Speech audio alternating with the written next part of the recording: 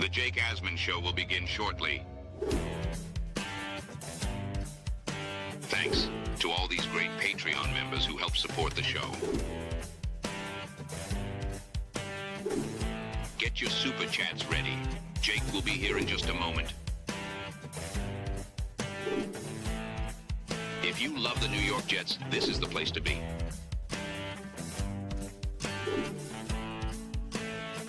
And now, the Jake Asman Show. The New York Jets have a new starting quarterback. His name is Justin Fields. Let's break it down. It's the Jake Asman Show, and it starts right now. Man, our Jets are primed to win another offseason, baby.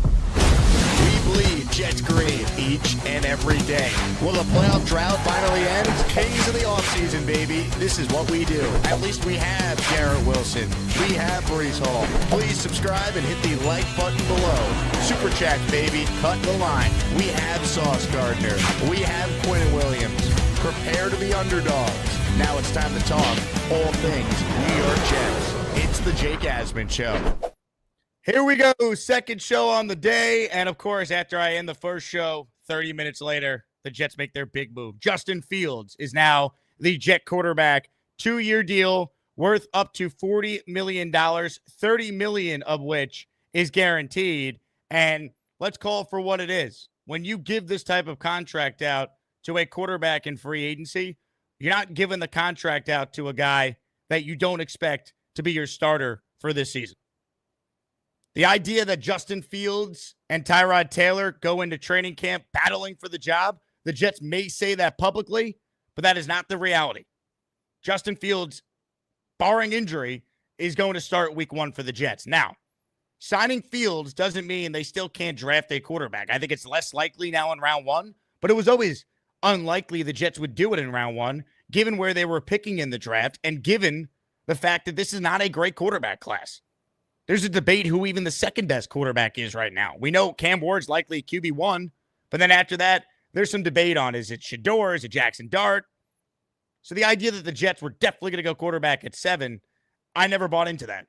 Now, could they still trade back into round 1 for someone? Maybe if someone falls that they like, or they do it on day 2 or day 3. But ultimately, if you're the Jets, you don't feel like you need to reach for a quarterback now because Justin Fields gives you a starter in this league with some potential upside. Do I think Justin Fields is going to be the long-term answer for the Jets? If I was betting on it, I'd say probably not. But did anyone see Sam Darnold going out there and having the career resurgence that he just had? And congrats to Sam on getting his deal with the Seattle Seahawks. Did anyone see Baker Mayfield turning into a top 10 quarterback with Tampa these last few years? So you just never know. And Justin Fields is only 25 years old.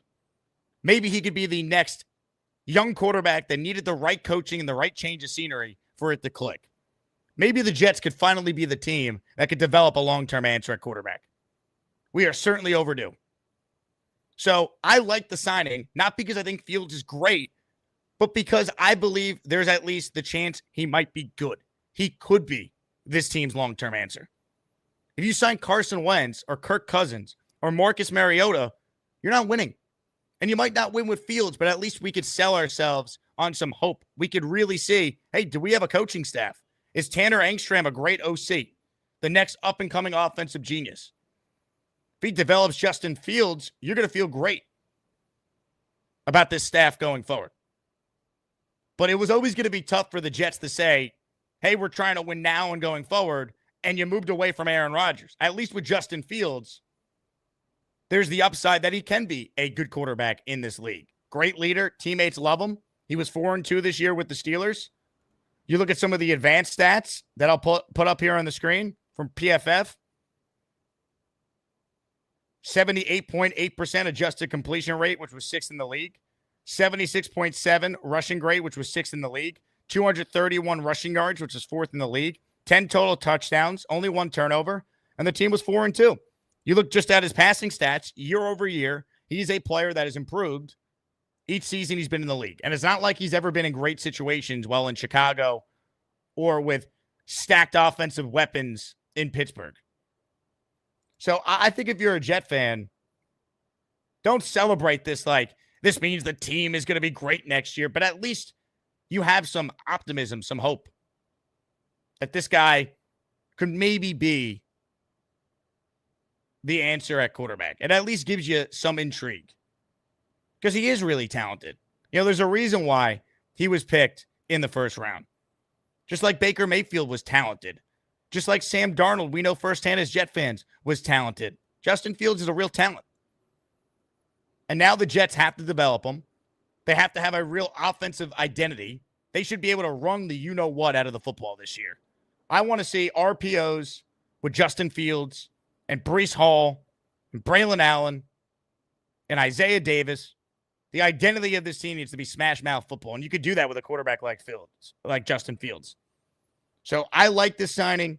Once again, I'm not sitting here trying to sell you on Justin Fields being the next great quarterback in this league, but at least we have something as a Jet fan to go, you know what, maybe. It would be really, really hard to try and tell me this team is going to be any good if they signed Carson Wentz or Marcus Mariota or Kirk Cousins. We knew Sam Darnold was not coming back here. So you could scratch that. No one wants Daniel Jones or Jared Stidham or some of these other terrible suggestions that have been made. Fields was the best of what was available, and give credit to Darren Muji and Aaron Glenn for recognizing that, making it a priority, and getting it done. And it goes back to what I was hearing at the Combine. At the Combine, all the buzz was the Jets wanted Fields and Fields wanted the Jets. I didn't go to the Combine thinking the Jets were going to sign Fields. I left the Combine feeling like that was the guy they were going to get. And I said it on the show this morning. Once free agency started at noon today, and the New York Jets had a chance to sign Fields, I felt like they were going to sign Fields. Because if Pittsburgh was truly going to keep him, I felt like they would have re-signed him already. So now that Justin Fields is a Jet, let's see what the other moves they make. But getting Fields signed, sealed, and delivered was important. Was important for this regime. And you look at the contract, while it's $40 million, $30 million is guaranteed. Essentially, here's how you got to look at it. Justin Fields is the starter for this year. Now, barring injury, I think it's fair to say he's the starter. If it doesn't work out with Fields, he's probably on the team next year as the backup or someone competing with the rookie they're going to take in the first round in 2026. If it doesn't work with Fields, it does not stop the Jets from potentially getting their long-term answer at the quarterback spot in 2026. In all likelihood, that is where they're going to find what we hope will be their future franchise quarterback. But at least until then, maybe the New York Jets could find their long-term option. Because Justin Fields is young enough and talented enough where if he is able to harness the physical tools that he has, he could be a good quarterback in this league. He just turned 26 years old 4 days ago. So happy belated to Justin Fields. I've been saying you're 25. As of 4 days ago, you're now 26. Also worth noting, not that I had any doubt whether or not Garrett Wilson would be a Jet. Garrett Wilson already reshared the announcement on his Instagram page that his old college QB is now his quarterback. So get an extension done with Garrett too while we're at it. And with the money being thrown around the corners, time to pay Sauce Gardner as well and just get ahead of it. Because if you wait a year and then Stingley's going to get his deal, it's only going to cost the Jets more money. It's the going rate for corners. Sauce wants to be here. He's a Jet. He's still damn good. And I believe Aaron Glenn gets him back to his first team All-Pro level we saw his first 2 years. So overall, I am on board with the signing. I wanted to keep Aaron Rodgers. I felt like that made the most sense with him as the bridge for a year, and you draft someone. He gives you the best chance to win. They wanted to move on. That's fine. Now let's see if they could coach up Justin Fields. Because I've heard from people when I was at the Combine, the Jets believe internally he hasn't even scratched the surface of what he could be as a quarterback. I hope they're right. When it comes to quarterback development, you don't think New York Jets. Wouldn't it be nice to change that narrative? You want me to believe in Aaron Glenn and Darren Muji and this regime? They turned Justin Fields into a legit starter in this league. And I mean, I'd do anything as a Jet fan. Anything. So Justin Fields is the Jet quarterback now. They might come out and say Tyrod's going to have a chance to compete. Let's call it for what it is. When you guarantee someone $30 million, he's your starting quarterback. Point blank. Comments, questions, super chats. We'll cut the line before we get to your calls as well on the Gusbuster hotline. I want to share with 1,257 of you watching live right now that at the end of this week, we have another ASMANIAC raffle. It is Sack Exchange themed. We're giving away a signed jersey by each member of the New York Sack Exchange. Hall of Famer Joe Klecko, the late, great Abdul Salam, the great Marty Lyons, and the great Mark Gastineau all signed on a jersey, plus a signed Sack Exchange helmet, a Jet helmet signed by each member of the Sack Exchange. Gift a channel membership to be entered in the next ASMANIAC raffle at the end of this week. Austrian Jet fan wants the team to sign Cole Kmet at tight end. There's a Fields connection there. Amari says, no break for Jake. Let's go, the Ohio State Jets. I know. You knew that the second I signed off the air, they were going to sign Fields. You knew it. I'm not complaining, though. I'd rather this than they don't sign Fields and we're getting ready to learn Carson Wentz this year or Marcus Mariota. Dan says, Jake, the Jets are about to be the Nova Knicks. Yeah, with Ohio State. Doug says, it makes Garrett Wilson happy, which is huge. I'll say it again. I don't really care about Garrett Wilson's happiness. And I love the guy. He's my favorite Jet. He's under contract for 2 more years. You're signing Justin Fields not because you're trying to make Garrett happy. You're signing Justin Fields because of the options out there, which mostly suck. He's the best. And there's some hope for them. That's it. I could give a damn about Garrett Wilson's happiness. Most overblown storyline of all time. He wants to win. Garrett Wilson doesn't care who his quarterback is. That guy is helping him win. John writes in with a super chat. I like this as their first signing. Madden rating, mobile QB for once, and I think Warren should now be the pick to help Fields and the running game. I would draft Tyler Warren at 7 if the board broke a certain way. You're going to need a dynamic playmaker over the middle. He's good in the running game. In fact, he's probably the best blocker with that skill set you're going to find. I'm in. It's funny. If you told a Jet fan in 2020, watching Justin Fields throw like 6 touchdowns in that game against Clemson in the playoff, would you sign for Justin Fields being your quarterback in 2025? I think every Jet fan would have been like, hell yeah, we hit on the number 2 pick in the draft. So it's funny how things change. But now here we are 5 years later, essentially, and Justin Fields is going to be the Jet quarterback after we went through the Zach Wilson debacle. But the New York Jets have a new quarterback. Hit the like button. And more importantly, if you're a Jet fan, this channel talks more Jet football than any channel on the planet. Hit the subscribe button. The goal is to get to 50,000 subscribers by week 1 this year. We're almost at 42,000, but I can't do it without each and every Jet fan's help. So please subscribe. You make the show what it is. And if you want in on the raffle, gift a membership or send in a $20 super chat for your chance to enter. Big fella says trade for Chris Olave. They need receiver help badly. I don't know if you're going to be able to get Chris Olave, but he's certainly someone I'm strongly considering if he's available. Dimitri with a super chat. I think it's a win-win if good Jets have a QB of the future. If not, next year is a good quarterback class. Be careful when we talk about next year being this good quarterback class. You never know. This year was supposed to be good too. Carson Beck, Quinn Ewers, surefire first-round picks. That's what the pundit said. How's that working out? So, we'll see. You can't think about next year.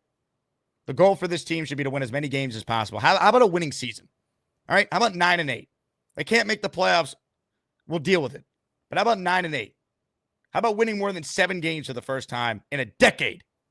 How about winning football games? Being well coached? Can we start there? I'm tired of losing, man.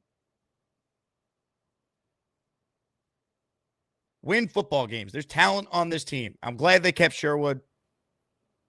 I'm pissed they didn't re-sign Morgan Moses. But they still have 4/5 of their O-line already in place. Let's try and win as many football games as possible. Stop with the tanking. Comments, questions, super chats. We'll cut the line. Justin Fields is officially the Jet quarterback, and another round of ASMANIAC Madness is set to get underway. Earlier on the show, Neil, the number 3 seed, defeated Indy Jet in the round of 64 in the Hood region. So Neil is moving on, which now brings us to this afternoon's matchup. Purple Belt Mike, the number 7 seed, taking on the 10th seed, Nick T. If you don't know what ASMANIAC Madness is, buckle the hell up, baby.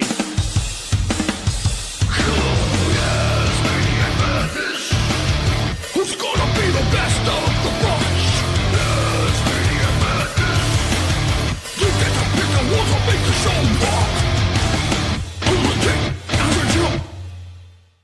There are 1,500 people watching live. Poll is open. Vote, vote, vote. If you've been not tuned into the show, the committee of ASMANIACs put together a 64-team tournament from some of the top callers in this show. And guess what? We did the Chicken Soup region. Now we're in the middle of the Hood region, the opening round. We're making our way through. We do a matchup per show. You decide who moves on by voting for them in a YouTube poll if you're watching the show live in the YouTube chat. So Neil won earlier. Now we're on to Purple Belt Mike and Nick T in the 7 versus 10. So vote, vote, vote, and get your voice heard. PBM versus Nick T. All right, let's get to your calls now. More of your super chats as well, and raffle entries if you so choose. Johnny checks in. I'm fired up. Let's go, Jake. Let's go, Jets. Look, I'm glad a lot of the fans are happy about this. I would just try and have reasonable expectations on what Justin Fields is. Not saying he can't be good. No one had Sam Darnold doing what he did, or Baker. But if you're expecting that, I think you're going to be disappointed. New Jersey Super Trucker. What happened, Jake? I'm late. You see the title? That's what happened. Bang Mateo. You ignore cohesion. Takes time. 6 wins should be okay. If you're signing up for 6 wins, Bang Mateo, you are an absolute fool. All right? You are an absolute fool if you want me to sit here and say, ooh, 6 wins is A-okay. F you. F you. F you too. By the way, can we get rid of Michael Clemens? Have we cut his ass yet? Brutal. Well, nothing to do with Clemens. Nothing. Swamp Ranger. No need to draft a pass catcher since we have a quarterback who can't throw. Best to go Membu at 7 to run the extended for the run. Extend Garrett Wilson next year when he goes for over 1,000 yards. When you're saying he goes for, it's a weird super chat. I extend Garrett Wilson now. All right. The rest of the stuff, drafting an O-lineman at 7, maybe they will.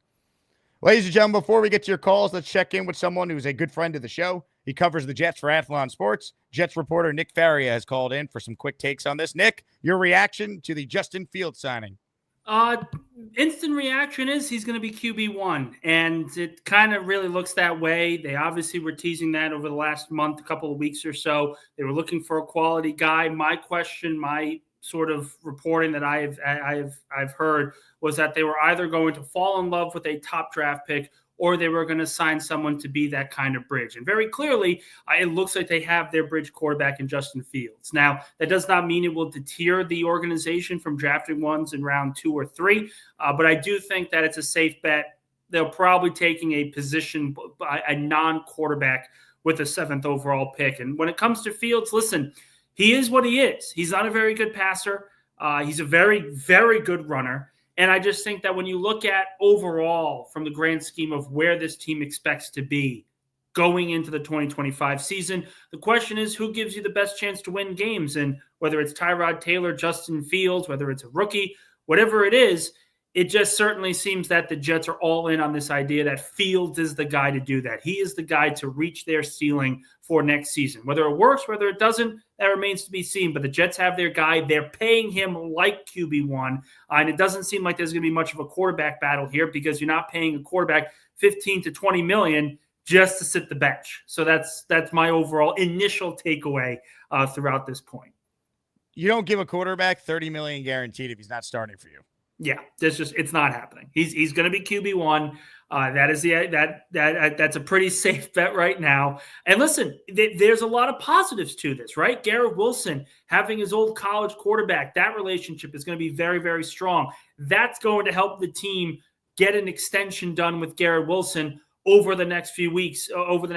So, yeah, I think ultimately there's a lot of positives. There are some concerns. There are some negatives. Justin Fields has not shown any ability to be a competent everyday passer, but maybe that changes. Maybe you put him in an offense with Tanner Engstrand and they're able to increase that ceiling to 7, 8, 9, 10 wins and see where you go. Listen, we've seen throughout the course of NFL history in the last 5 years where quarterbacks that were seemingly damaged goods catch on somewhere, find the right system, and then take off. Geno Smith, Baker Mayfield, all those other different pieces, they were able to take off in those particular roles. Who says that can't happen with Justin Fields? Just because he's an inefficient passer now doesn't mean he can't grow to that point next. Well, the thing with Fields that you have to hope is that he's getting real coaching now. That Tanner Engstrand, who comes over from the Lions, knows how to coach quarterbacks. We'll find out. What did he learn from Ben Johnson? What did he learn from watching Jared Goff? What does his offense look like? You have no doubt that Tyrod will be a good resource for a guy like Justin Fields as well. I mean, you're betting on the upside that a guy who's only 26, just turned 26 a couple days ago, is an elite athlete, flashed the ability to throw the ball accurately, and especially the deep ball in college, that it could start to translate now in the NFL. And again, this isn't like this is going to be 10, 11 wins. We have no idea what's going to happen because when you bring in a guy like Fields, you don't know. Obviously he has improved his completion percentage in every single year he's been in the league. That's a record to his credit. But we can also acknowledge that the Pittsburgh Steelers benched him early in the season with a 4-2 record. They were winning games and they still understood that he was not doing enough as a starting quarterback to win.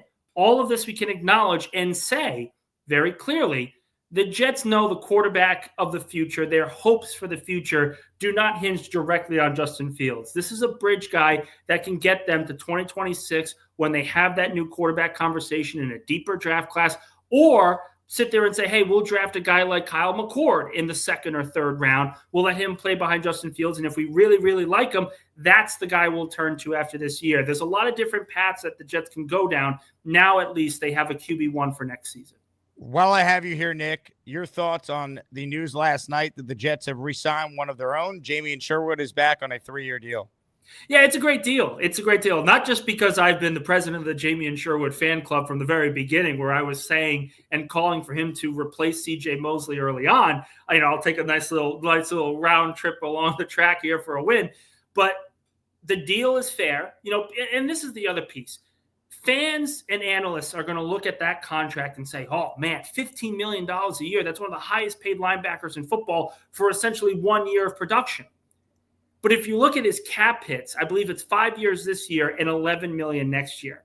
That is nowhere near as bad as that contract originally looks, or the concern that people have. That's a very fair deal for a really solid player in Sherwood, a very fair deal for a starter and team MVP from last season. So to me, it's a no-brainer deal. The Jets had to get this done. They didn't really have a linebacker that they could trust outside of him currently on the roster. I don't trust that C.J. Mosley will be ready to go next season and play at an extremely high level like he's had throughout his career. So it was a no-brainer deal. The Jets needed to make the move. They got it done, and that's a perfectly fair deal for a player that's just hitting his prime. Nick Faria joining us here, covers the New York Jets for Athlon Sports. For those of you just tuning in, reminder, if you want in on our next ASMANIAC raffle, it features a signed helmet by each member of the New York Sack Exchange. So check it out. That's what it looks like. Also giving away a signed jersey by each member of the Sack Exchange. So gift away. And if you send a $20 super chat, we'll get you down for 5 raffle entries. Nick, as far as other needs for the Jets, of some of the guys that are out there, give me some targets that you think are realistic for Darren Muji to go after. Well, they're going to need a right tackle now that Morgan Moses is now with the New England Patriots, and the Patriots have just gone out of their way to sign essentially every free agent they possibly could. Listen, the Jets got poached. The Eagles got poached. Josh Palmer's now with the Buffalo Bills. There's a lot of big-time money going out to some solid but not great free agents at this point. So right tackle is going to be a big move. a big question for the Jets, whether that happens via trade, whether that happens in free agency. Keep an eye on the safety market. That hasn't moved. I know Connor Hughes said it yesterday. Holland and Isaiah Simmons both make a lot of sense for the Jets moving forward. They definitely need a quality safety, a starting safety. I also know the Jets were in on the market for cornerbacks. They lost out on Carlton Davis. DJ Reed got a massive deal with the Detroit Lions. All those stuff, corner, safety, right tackle, all of that's going to be said. Don't be surprised, though, if you start seeing some of the receivers also being pegged a little bit for a little bit less than what they expected. I know De'Ami Brown just signed with Jacksonville. You looked at Palmer, like I said, with the Bills. There's going to be a lot of movement going into Wednesday, going into Thursday, once this sort of first bombshell of signings all sort of cools off. Yep, there's a ton of signings happening in real time. You mentioned some of them. It's just fast and furious. So we're going to be updated on everything the Jets do, but this was a big one. The Jets getting their starting quarterback for 2025. As far as the draft goes now, Nick, what's the one scenario where they could go quarterback early? Get painted for us, because I think at this point, unless maybe Cam Ward is there, I think the Jets are not taking a quarterback in round one. No, and I said that from pretty much the beginning of February, where you're going to see exactly what the Jets feel about this upcoming quarterback class very, very early. If they fell in love with a guy, they weren't going to go after a guy like Justin Fields. They weren't going to go after the other veterans that are going to be available, whoever that ends up being as well. But if they didn't fall in love, then they would go after someone very early. And then 3 hours later, 3 hours into free agency, they signed Justin Fields. So makes a lot of sense. They clearly are not all in on the top three guys. If they're able to acquire, additional picks, and maybe they want to kickstart the 5-year program in terms of contracts with Jackson Dart, that could certainly happen. But by and large, I think second, third, maybe even fourth round, that's where the Jets are going to draft a quarterback. I think Jordan Travis's time in New York is probably over, which means they'll sort of restart that rookie quarterback conversation with a guy that this new regime actually has scouted. Nick, appreciate you hopping on. Appreciate it, man. Jets reporter Nick Faria. Follow him on Twitter. Read his work on Athlon Sports covering the New York Jets. Comments, questions, super chats. We'll cut the line, then we get caught up on some super chats. Then let's get to your calls as we react to the Jets signing their starting quarterback for 2025, Justin Fields. $20 super chat from Jet Life. Let's get some in the raffle for $5. Thank you very much, Jet Life, for supporting the show. He likes the signing. Go Jets. The Power says we had Zach a backup and now another backup. Yay. Justin Fields is a way better player than Zach Wilson. All right. I'm not the biggest Fields fans. I'm not saying he's going to be great, but stop it. Stop it. Rye the General, Morgan Moses to the Pats. That happened earlier. Disappointing. The Entertainment, Levi O or Jedrick Wills next. Book it. Wills would be a good choice for right tackle. If they don't sign any notable right tackles, that number 7 pick very much could be one of the tackles that's there. And there's a couple of them that, in theory, could make it to the Jets at 7. We'll see what New England does at 4. They're an obvious offensive line spot. But if you're the Jets, you got a chance to potentially get Armin Membu from Missouri in that spot. It wouldn't be a bad pick. You don't want to reach for a player there. I could see the Jets saying, you know what? We're just going to build up the trenches again. Keep it going. Fernando, I'm hoping for Holland. We need safeties. Javon Holland would be my number 1 choice of the safeties that are out there. Sebastian says, is a wide receiver in play for number 7? Yeah, it is. I don't know if there's a numbers. Here's the problem with that. I don't know if there's a receiver in this draft class that is deserving of being a top 7 pick. If this was last year, then yeah, no brainer. I don't know if this class is anywhere near that. And last year might have been a historic receiver class, but still. I don't know if Tet McMillan's the pick at 7. I think it's probably more likely they go Warren at 7. I agree with this one here from Kyle Clifton. I think it's Membu or Warren at 7 now more than ever. Warren would be awesome for the offense I believe the Jets are going to try and run with Fields. Because he's like having another extra offensive lineman out there as a blocker. And he's a dynamic pass catcher over the middle. He's been comped to Gronk. Now, he's not going to be Gronk. Gronk might be the greatest tight end of all time. But the playing style, that's the type of tight end Warren is for those who haven't watched him. Let's get to your calls now, shall we? The Gusbuster Umbrella Hotline is open. Go to gusbuster.com and get yourself a brand new umbrella. April showers are coming. Use promo code Jake20 for 20% off. Austrian Jet fan starts us off. What's up, Austrian? Australian. Oh, you're not Austrian Jet fan. You're the Australian Jet. There's too many of you guys Yeah, international. I love it. I realize that. I mean, you haven't mixed it up before, but it's taken you a few times to read it. I now realize that there is an Austrian Jets fan as well. Yes, there is. But the more important things, I don't know about you, but I'm absolutely stoked about this signing. I don't think that like there really was a better option, really. Like I do rate Fields quite highly. I think that he has potential, and I think what worst case scenario, he's only a 2-year deal. We draft someone better, you know. I really do think that Justin Fields was the best option for the New York Jets, and I know that we're not going to be winning this year. We might win a few games, but definitely not near contention. I don't think we have close to enough depth. Obviously, we need pass catchers and defensive backs. But, you know, I think we're in the right direction for once, you know, something to actually build towards. Like, we've had this young talent for years, but it hasn't really been going anywhere. 5, 6, 7 win seasons. I think I'm really happy with this decision. I think that it's the best thing the Jets could have done. Of the top options, I agree with you. I mean, I think Rodgers is better, but that wasn't realistic once they moved on from him. So I agree with you. I just, you know, I just want to caution everyone out there. Like, chances are this will not work. That doesn't mean it's the wrong move, though. It makes sense given where the team was at and the options available to them to take their chance on a guy who is talented and is only 26. Yeah, he's only 26 as well. I still think that Justin Fields has so much more to prove. And I think that playing with Garrett Wilson again might just unlock another level to his game. 100%. Good call, Australian Jet fan. Or Australian Jet fan. See, I did it again. We got listeners all over the globe, baby. AZ Frankie with a super chat. Is it a bad sign if Justin can't beat out Tyrod? Yeah, it is a terrible sign. You just paid him $30 million guaranteed. You think that looks good if Darren Muji and Aaron Glenn's first big move as first big move as partners is having Woody shell out $30 million guaranteed for a quarterback who's getting beat out by a 36-year-old journeyman? Yeah, that would be catastrophic.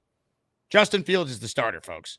I think the reason why he chose the Jets too is because Pittsburgh wouldn't commit to him, it sounds like, to be the clear-cut starter, and the Jets said, you're the starter. And Fields is like, here's an opportunity for me to play, revitalize my career like Sam Darnold did and Baker Mayfield did. I could do the same thing. Super Chats will continue to cut the line. No one has gifted any raffle entries yet, so I want to make sure we shout it out again. It is Sack Exchange theme this week. A signed Sack Exchange jersey by each member of the legendary New York Sack Exchange, plus a signed helmet by the Sack Exchange as well. Vote in ASMANIAC Madness if you haven't already. We'll take a quick break. This commercial is paid for by the Purple Belt Mike campaign. What's going on, Asmaniacs? Today, I want you to vote for me. Not because Nick T is a bad guy or has bad takes, but who the is that guy? Does he even call in once a week? Does he have a single memorable call? I call in every single week. I support the show. I donate memberships. I do super chats. I jumped into a green algae pool. I helped B-Mac from getting robbed from a stripper. I go to meetups. I rumble beast. And I'm a purple belt jiu-jitsu. Vote for me and not Nick T. Ladies and gentlemen, he's competing right now. The 7th seed in the Hood region, PVM, is on the line. Hello, Mike. What's up, baby? On as me. Mike, I'm going to save you from hurting your chances. Your Wi-Fi is bad as you're driving. Call us back when you get home.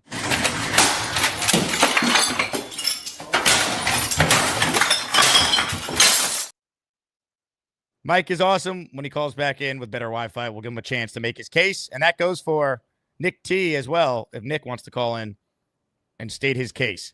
Jorge Perez is dropping a 20 spot of channel memberships, baby. Oh, my goodness gracious. Ladies and gentlemen, buckle up right now. Now, give me money. Or I shoot him. And I shoot all you motherfuckers. And then we take it. Your choice, bitches. Strap up. Got 20 names to read. Wearing Beast Breaker's helmet here. 20 names right here, right now. 20 raffle entries for the great Jorge Perez, Dilly Bop, Trill, Philip Rinaldi, Special Grade Nen User, Mr. Swag McMuffin, Deshaun West, Ghosty Plays, Stu STK, I Love You, Power Docs Locks, Baby J, Derek the Cop, Justin 48, Aaron Cooper, Deb Finch, S, Thomas Briggs, Dario Steptoe, Jalen Messina, The Godfather, Liam's Lexus Build 2, all receiving channel memberships. Welcome, welcome, welcome. Jorge, you're the first to do it on a huge show here for us. Thank you very much. All right, back to your calls. We will go. Let's say hello right now on the Gusbuster Umbrella Hotline to the 7 seed in this tournament, Philly Noodles. Hello, Philly. Oh, what's going on, Jake? I'm here live in the Jets war room, the undisclosed one in Charlotte. We're here. We're just looking at our projected draft board and moves here. New York Jets 2025 free agency draft. This was re-signed Sherwood. We got that done. Try to keep Moses. That failed. Let's re-sign Eccles. We got Fields. Let's shop Travis. I heard Faria said this. I wrote this like a half hour ago before I even heard that. You're going to shop him at the draft. You're going to get a 4th round for him or 5th. Then No you're going one's to come over trading here. your 4th round pick for Jordan Travis. Come on. We're going to see what we get. I think you can get a 5th out of him. We're going to sign Milton Williams if we can. This would be huge. Patrick, he's a locker room guy. We want that. Davis is gone, right? That sucks. So Holland and Simmons, either one. Holland's going to be too much to probably get Simmons as well. So I feel a little weary about Simmons with his age. And then I think we have to go Membu or Campbell at that point in time. It's just at 7. If we just lost out on Moses. I feel like that's just common sense, but yeah. Philly, you lose me at the Jordan Travis one. As far as drafting a lineman at 7, they have Membu's there, and he's their best player. I think they could do it. I do respect the whiteboard, though. I love a good whiteboard, Philly. Well done. Cincy Matt with a super chat. As an Ohio State fan, if the Jets get Olave somehow, the Jets have a new fan here in Cincy. There's a lot of Buckeyes fans coming on board if that happens. They don't have an NFL team. Now, Chris Olave has weighed in. He quote tweeted the Bleacher Report tweet of Fields and Garrett Wilson photoshopped together with a fire emoji. So, can the Jets get Olave? What's the cost? DK Metcalf just went for a 2nd. If you told me I had to trade a 2nd for Olave, I might consider it. Now, there's some concerns with Olave's health. I'd have to feel comfortable about that before I do anything. Right? This is a guy that's dealt with concussions, which always scares you. But he's a really good player. This year, though, he only played in 8 games, 32 catches, 400 yards. Previous 2 years, he was healthy and productive. 1,000 yards each of his first 2 years. And it's not like he had great quarterback play in New Orleans. City Burt, worst case scenario, Fields can return punts.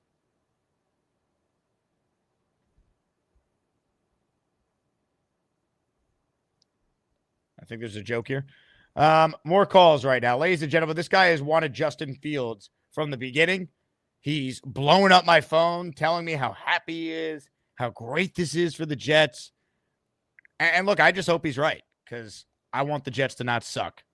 Ladies and gentlemen, joining us right now on the Gusbuster Umbrella Hotline is a man who wants your respect. He demands it. The great Peter Castro. Hello, Peter. Hello, Jake. How are you? I'm good, Peter. How are you? I'm excellent. About time they finally made the right move. This guy is ready. I watched him. From his whole career. He stunk in Chicago, no coaching. Last year, Tomlin got him straightened out, and they yanked him because they had to put Russell Wilson in. Big improvement, very big improvement. And you're going to see it. The Jets finally did the right thing. They don't need a quarterback no more. I guarantee it. What gives you the confidence? I don't understand. I've watched them. I just know. Just like I knew Salah stunk 3 years ago. I knew he stunk. I know this guy's ready, and he's going to make a difference. He'll make a big difference. I hope you're right. I hope you're right. I like positive Peter Castro. He can run. He can throw. And don't believe he can't throw. Ask Garrett Wilson if he can throw or not. He can throw. Well, you know what? I'm sold. Jets are now going to be in the playoffs, Peter. You convinced me. I'll tell you right now, they're going to be a lot better than they were last year. It's hard to be worse. I hope you're right. The offense alone is just improved 100%. We don't even know what type of coaching they have. Well, I have a feeling that this coaching is going to be a lot better than what we saw last year in the last few years. I would a hope. lot better. I would hope. It has to be. That's their only chance of having a good season. Well, I think it's going to be better. So, Jake, I want you to be a little bit more upbeat, and Big Fella was also 3 months ago, he was talking about Justin Fields. He wanted him too. So he must have saw the same thing I saw. I hope you guys are right. I really do. I would love for Justin Fields to be the guy. Don't listen to Nick Faria. I think he liked the signing. Eh? He doesn't like anything the Jets do. That's not true. He's like another Mike Francesa. No, Nick is compared to some of the other guys on the Jets beat, Nick is overly positive. Come on. Ugh. He's a Philly fan. Anyway, we're gonna be a lot better. So sit there and stop being negative, because you talk about me being negative. This guy's the right person. Finally, they did the right thing after years of fimbling and fumbling all over the place. Fimbling and fumbling.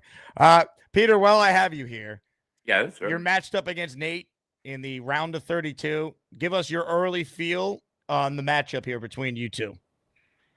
I think it'll be a good matchup. Nate's a good opponent, so I think it'll be close, and hopefully I'll win. I like it. And Rick Kent says he hasn't seen you smile ever, so he's very happy to see you smile. I'm thrilled because you know what? They never do what I want them to do. They finally did something that I want them to do. I just hope you're right. If you're right, Peter, you get all the credit in the world, all right? You'll be the co-host for the day when the Jets reach the playoffs with Fields. Wait a minute, Jake. Let me just do something.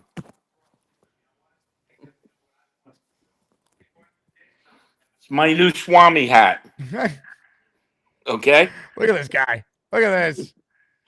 I'm convinced this is going to be a good year for us. So let's be happy and give them a chance. I'm going to give them a chance. I told you the coaching staff stunk last year. Well, this year I'm going to tell you they're going to win. Ladies and gentlemen, you heard it here first. One of the most negative Jet fans is now one of the most positive Jet fans. Our coaching staff stinks. The team is never prepared. They're undisciplined. They make a million mistakes. And the coaching staff is terrible. He doesn't know what he's doing. Hackett and him are like having two drug addicts on the sidelines. They're no good. And if Rodgers doesn't fix this, we're all going to kill ourselves. What happens after Rodgers? They have no plan for that. It's going to be 10 more years of being a shit. Castro has changed his tune. It is no longer 10 more years of being for shit post Aaron Rodgers. We're ready. I hope Peter's right. I like seeing him positive. Big fella. Hufnaga to the Broncos. Palmer to the Bills. Yes, signings are happening in real time. Anything big, we'll let you know. Obviously, with the Jets, we're all over the field signing. Aaron Banks just got paid by the Packers. The Jaguars just signed Chuma Adoga to a deal. I don't even know what team he was on this past year. Former Jet. I mean, look, the Jets have made two of their biggest signings already. Fields being the biggest, and re-signing Sherwood is not a small signing either. It's a big deal. Tyrone says, not sold on Fields, but we'll see. Go Jets 2025 with a prayer. Ladies and gentlemen, we got a lot of you on hold. I want to do right by the guy competing right now in ASMANIAC Madness. He is called in from home, where his internet should be better. PBM is making his case why you should vote for him. Hello, Mike. J-E-T-S, Jets. Woo! Vote for me, baby. I call in. I donate memberships. I support the show. Let's go, baby. Real Jet fan here. I hope Fields works out.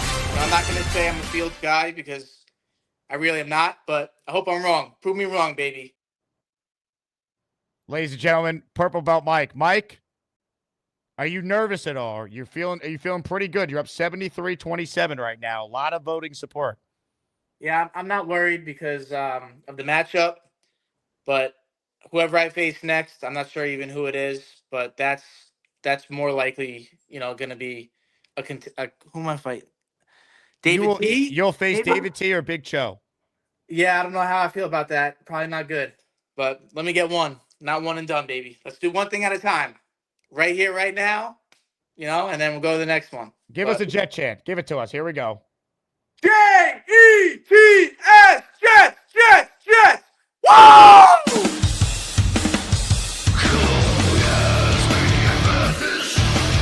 Who's gonna be the best of the bunch?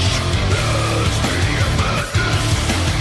You get to pick the ones that make the show rock. Who's the king? As a Jew. There you have it. Purple Belt Mike checking in, making his case. Ladies and gentlemen, a special guest is on the line. Let's hope his connection is okay on the Long Island Railroad. He's our good friend from JetsXFactor.com, our film expert, Andrew Fialco. What's up, Andrew? What's up, Jake? It's been too long. It's been a long time, but wanted to hop on and just talk about the field stuff a little. Say what up to you. Say what up to everyone in the chat. Well, I'm glad you could call in, and we're going to be doing a Justin Fields film review with Andrew next week on the show, maybe even later this week. We'll get that going. But Andrew, give us some quick takes. Jets sign Fields. Your reaction is what? I'm happy with it. I think that out of all the options, it's definitely the most exciting option in my eyes. I wasn't really too excited about Tyrod and like a mid-round guy, and I don't know. I guess Jordan Travis isn't really on the team anymore. Whatever's going on with him, but I think bringing Fields in on the deal that we did, he's the 21st now highest paid quarterback in the league. So everyone that's like, I saw some people a little bit annoyed with the amount of money we gave him. I don't think deal, and it feels like it's basically a 1-year deal with the $30 million guaranteed, so you could always get out of it. And at worst, he's your backup in 2026. As a player, I'm not going to get too far into him. I tweeted it. I said I'm going to go back and rewatch all 6 games last year to see. I mean, he got benched after going 4-2, so there was a reason for that, and I really want to dive deeper into that. As a player, he's obviously electric.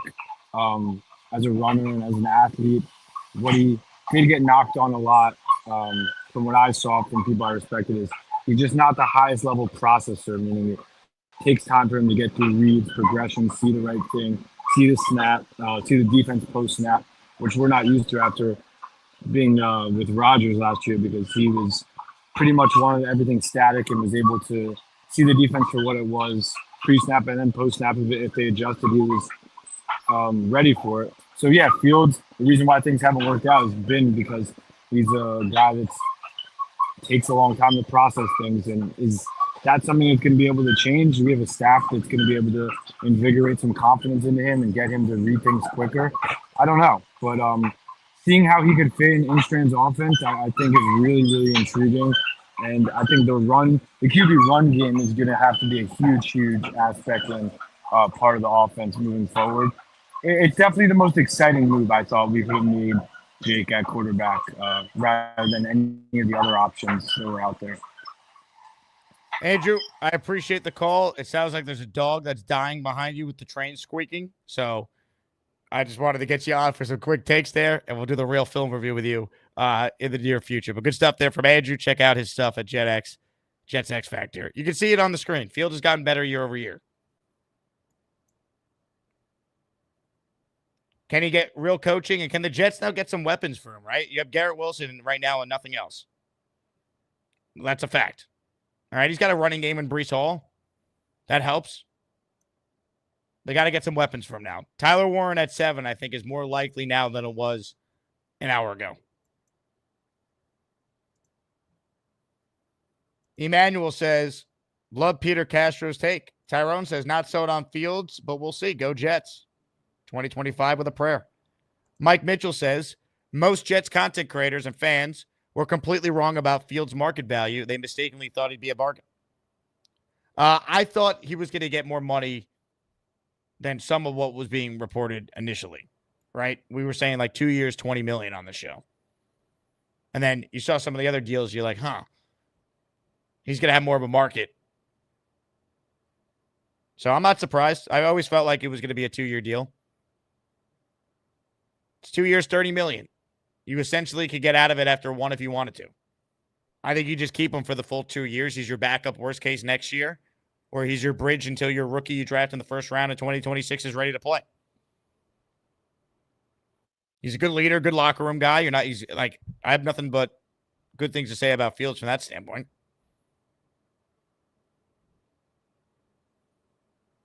Ladies and gentlemen, joining us on the Gusbuster hotline right now, live from his bed, where he looks like he just woke up from a nap, is the great V-Man. It's time for V-Man to talk about Puerto Rico and his Puerto Rican roots. Hey, Jake, what's up? How was your nap? Actually, not bad. No? No. I'm glad it was great. Yeah, no. Yeah, so with the field signing, I think I'm with everybody.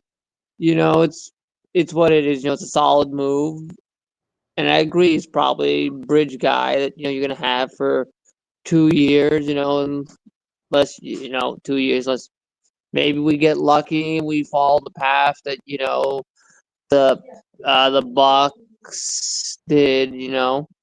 And maybe it turns into something more. Maybe it doesn't, but that's okay. Like I said, this is a bridge move. You're right. He's gotten better everywhere. He's gotten better over time.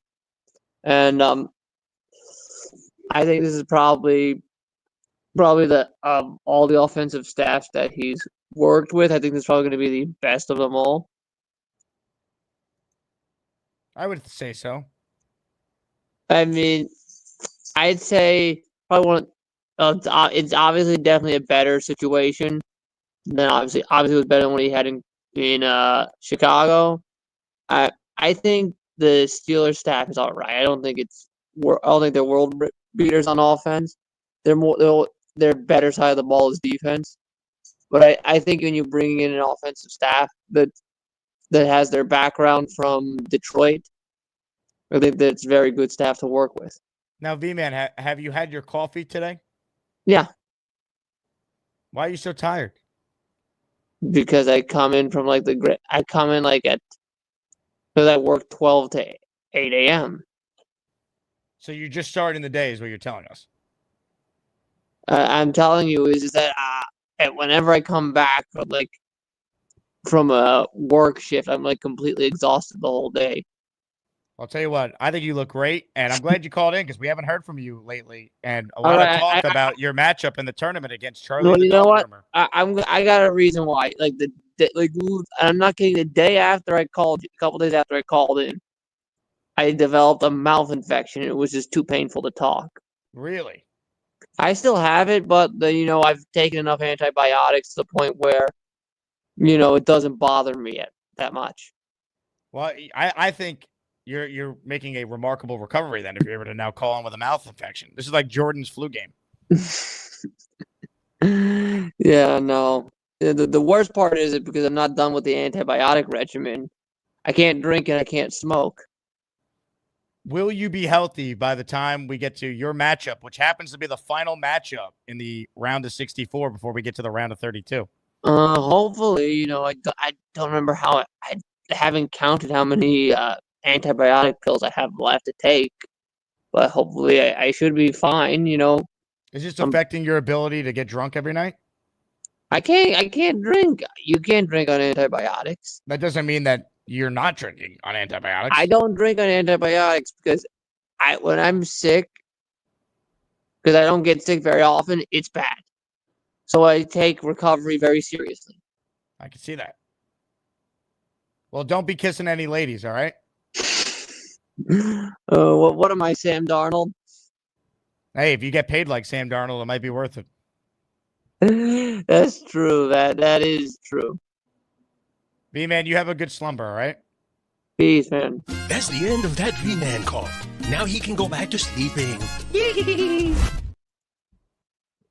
Let's say hello to a member of the 4.5% female demographic. Raven is up next. Hello, Raven. What up, Jake? V-Man, I just wrote in the comments, make sure you're also taking a probiotic with those antibiotics. As someone who's had to take their own fair share of antibiotics throughout the years. But I like the Fields signing.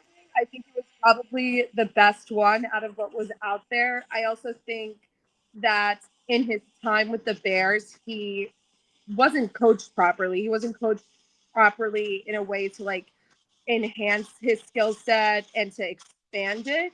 And I think with the Steelers, he at the very least showed that he can be a very solid game manager. I personally don't see anything wrong with that, but I know some other people, they'll see that as a bad thing. I also just want to keep in mind that Fields wasn't benched because he got benched. He was benched because they were going to give the start to Russ. Like, why wouldn't they? He was the vet. Well, but, I mean, I guess it's semantics, though, because if they felt like Justin Fields was clearly their best option, at 4-2, you're not making the change at quarterback. Like, the Patriots didn't go back to Bledsoe when he got healthy. They stuck with Brady. Like if they felt like Fields was the guy, they would have stayed with him. True. That's a good point. Somebody said that I look like I just woke up too. I did wake up from a nap to the Fields news. I will fully admit that. I was taking a nap and then I saw the Fields news probably like 15 minutes after it came out. You and V-Man do look like you guys are in the same room. Were you guys slumbering together? No, he wishes. Whoa, hey now. Raven, great call. Appreciate you calling in. Have a good one. Ladies and gentlemen, Raven checking in. Who had a good run in the tournament as the 13th seed. She'll be an even higher seed a year from now if she keeps calling. Big fella giving some love to Drew Rosenhaus. Yep, a lot of his clients are getting paid. Spencer Green says, can we get the Beast to tell us about Fields? Ladies and gentlemen, for his perspective on the New York Jets signing Justin Fields, it is time to unleash the Beast. Beast Breaker 666, he's the man who would kick your ass, and then he'd gobble-goo.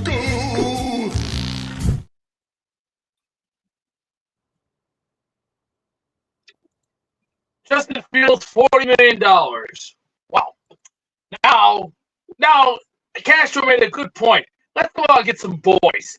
But here's the thing, the boys I'm talking, I want men who are scary enough that'll run teams right off the face of the earth. And if you guys don't remember how scary we used to look in 98, 99 season, we were scary enough. We were like, foot. I'll give you a hint.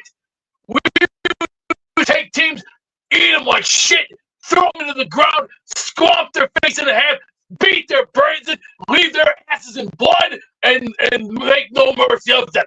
That's what we're going to do again. But this time, we're going to be dirtier, we're going to play faster, and we're going to use our common sense to knock these bastards right to the team, and we're going to drag their face from pillar to post. We're going to do it right. And defense, you better wise up against. No more just playing games and all that other bullshit. You leave your drama queen bullshit in the back.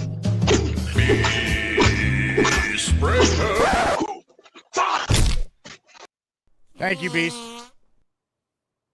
Your internet was not great, sir, but we got the gist. Thank you for that one. Ladies and gentlemen, our king is on the line. King Lowski. What's up, King Lowski? Jake, my brother, it's always good to see you, my brother. I just wanted to vent to you, Jake, because you my therapist. I know I don't pay you all the time, but you are my therapist. So I just had a message for the New York Jets. It's about damn time, okay?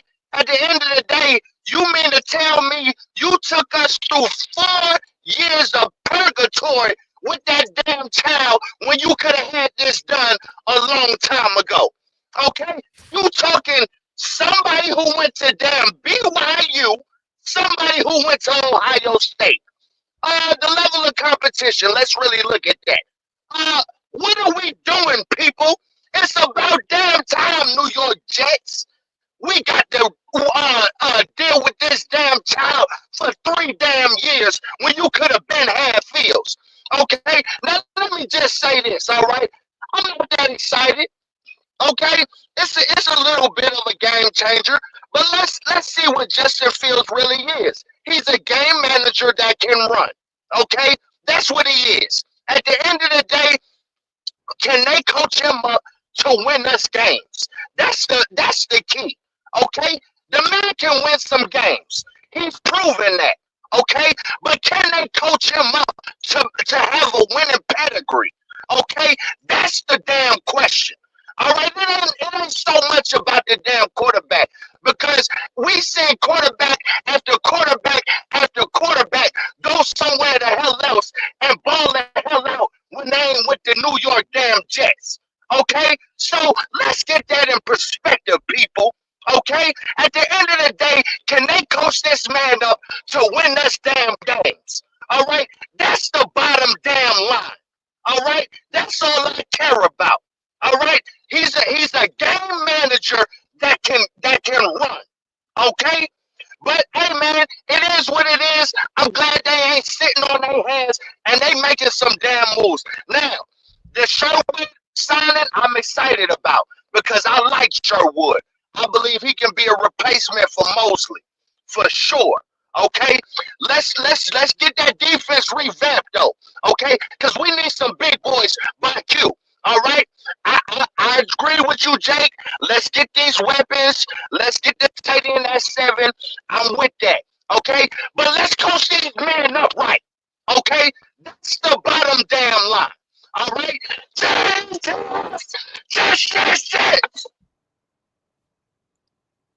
Ladies and gentlemen, King Lowski. They got to coach Fields up. I agree with this assessment. He's a game manager who can run right now.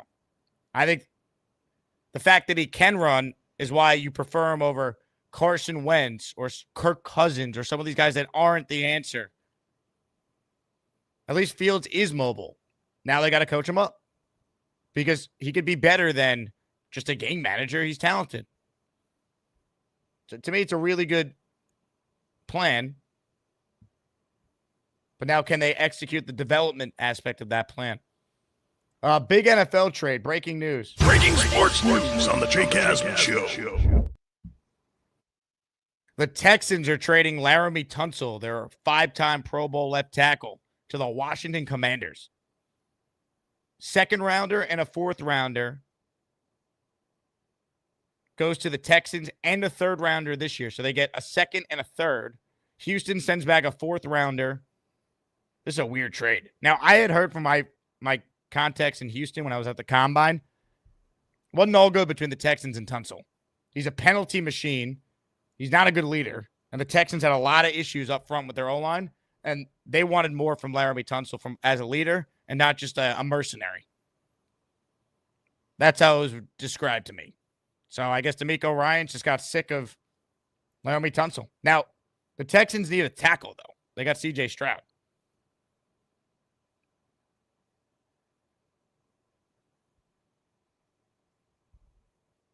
So we'll see.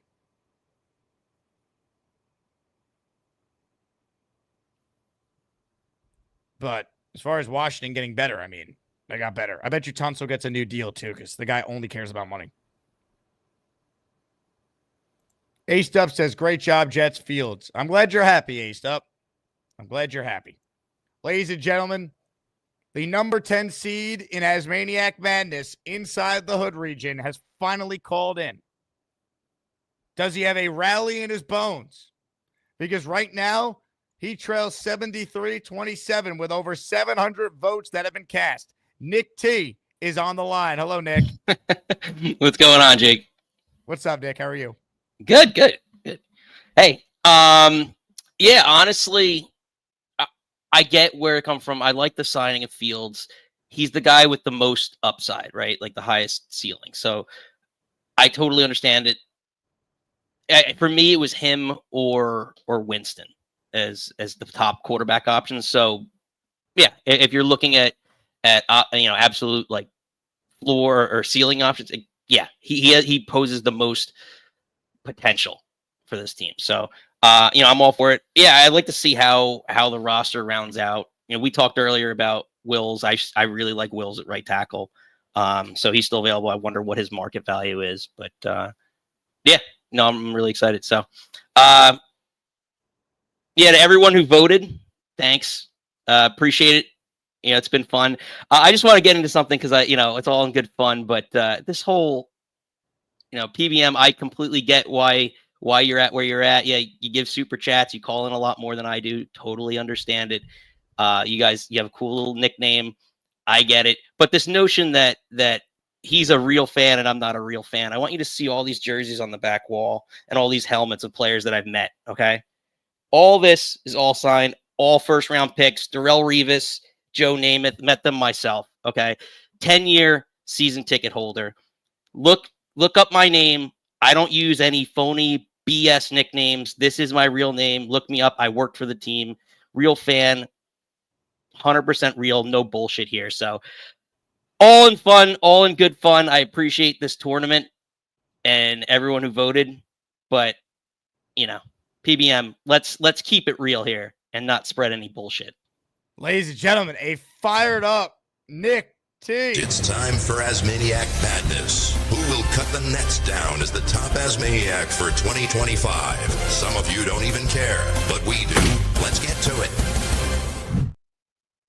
I'll say this. I appreciate that type of trash talk over what occurred the other day on the show. I mean, geez. Weed's more likable than you fucking old cunt. Fuck yourself, you piece of Go shit. fuck yourself. Fuck you. Well, first off, I'm not a trade, you asshole. Yeah, you are. You are. You're a fucking asshole, too. So, Fuck you, asshole. Watch your fucking mouth. That's what we don't want.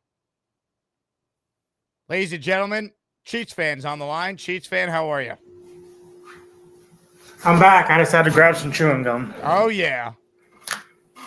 So I think Purple Mike has this.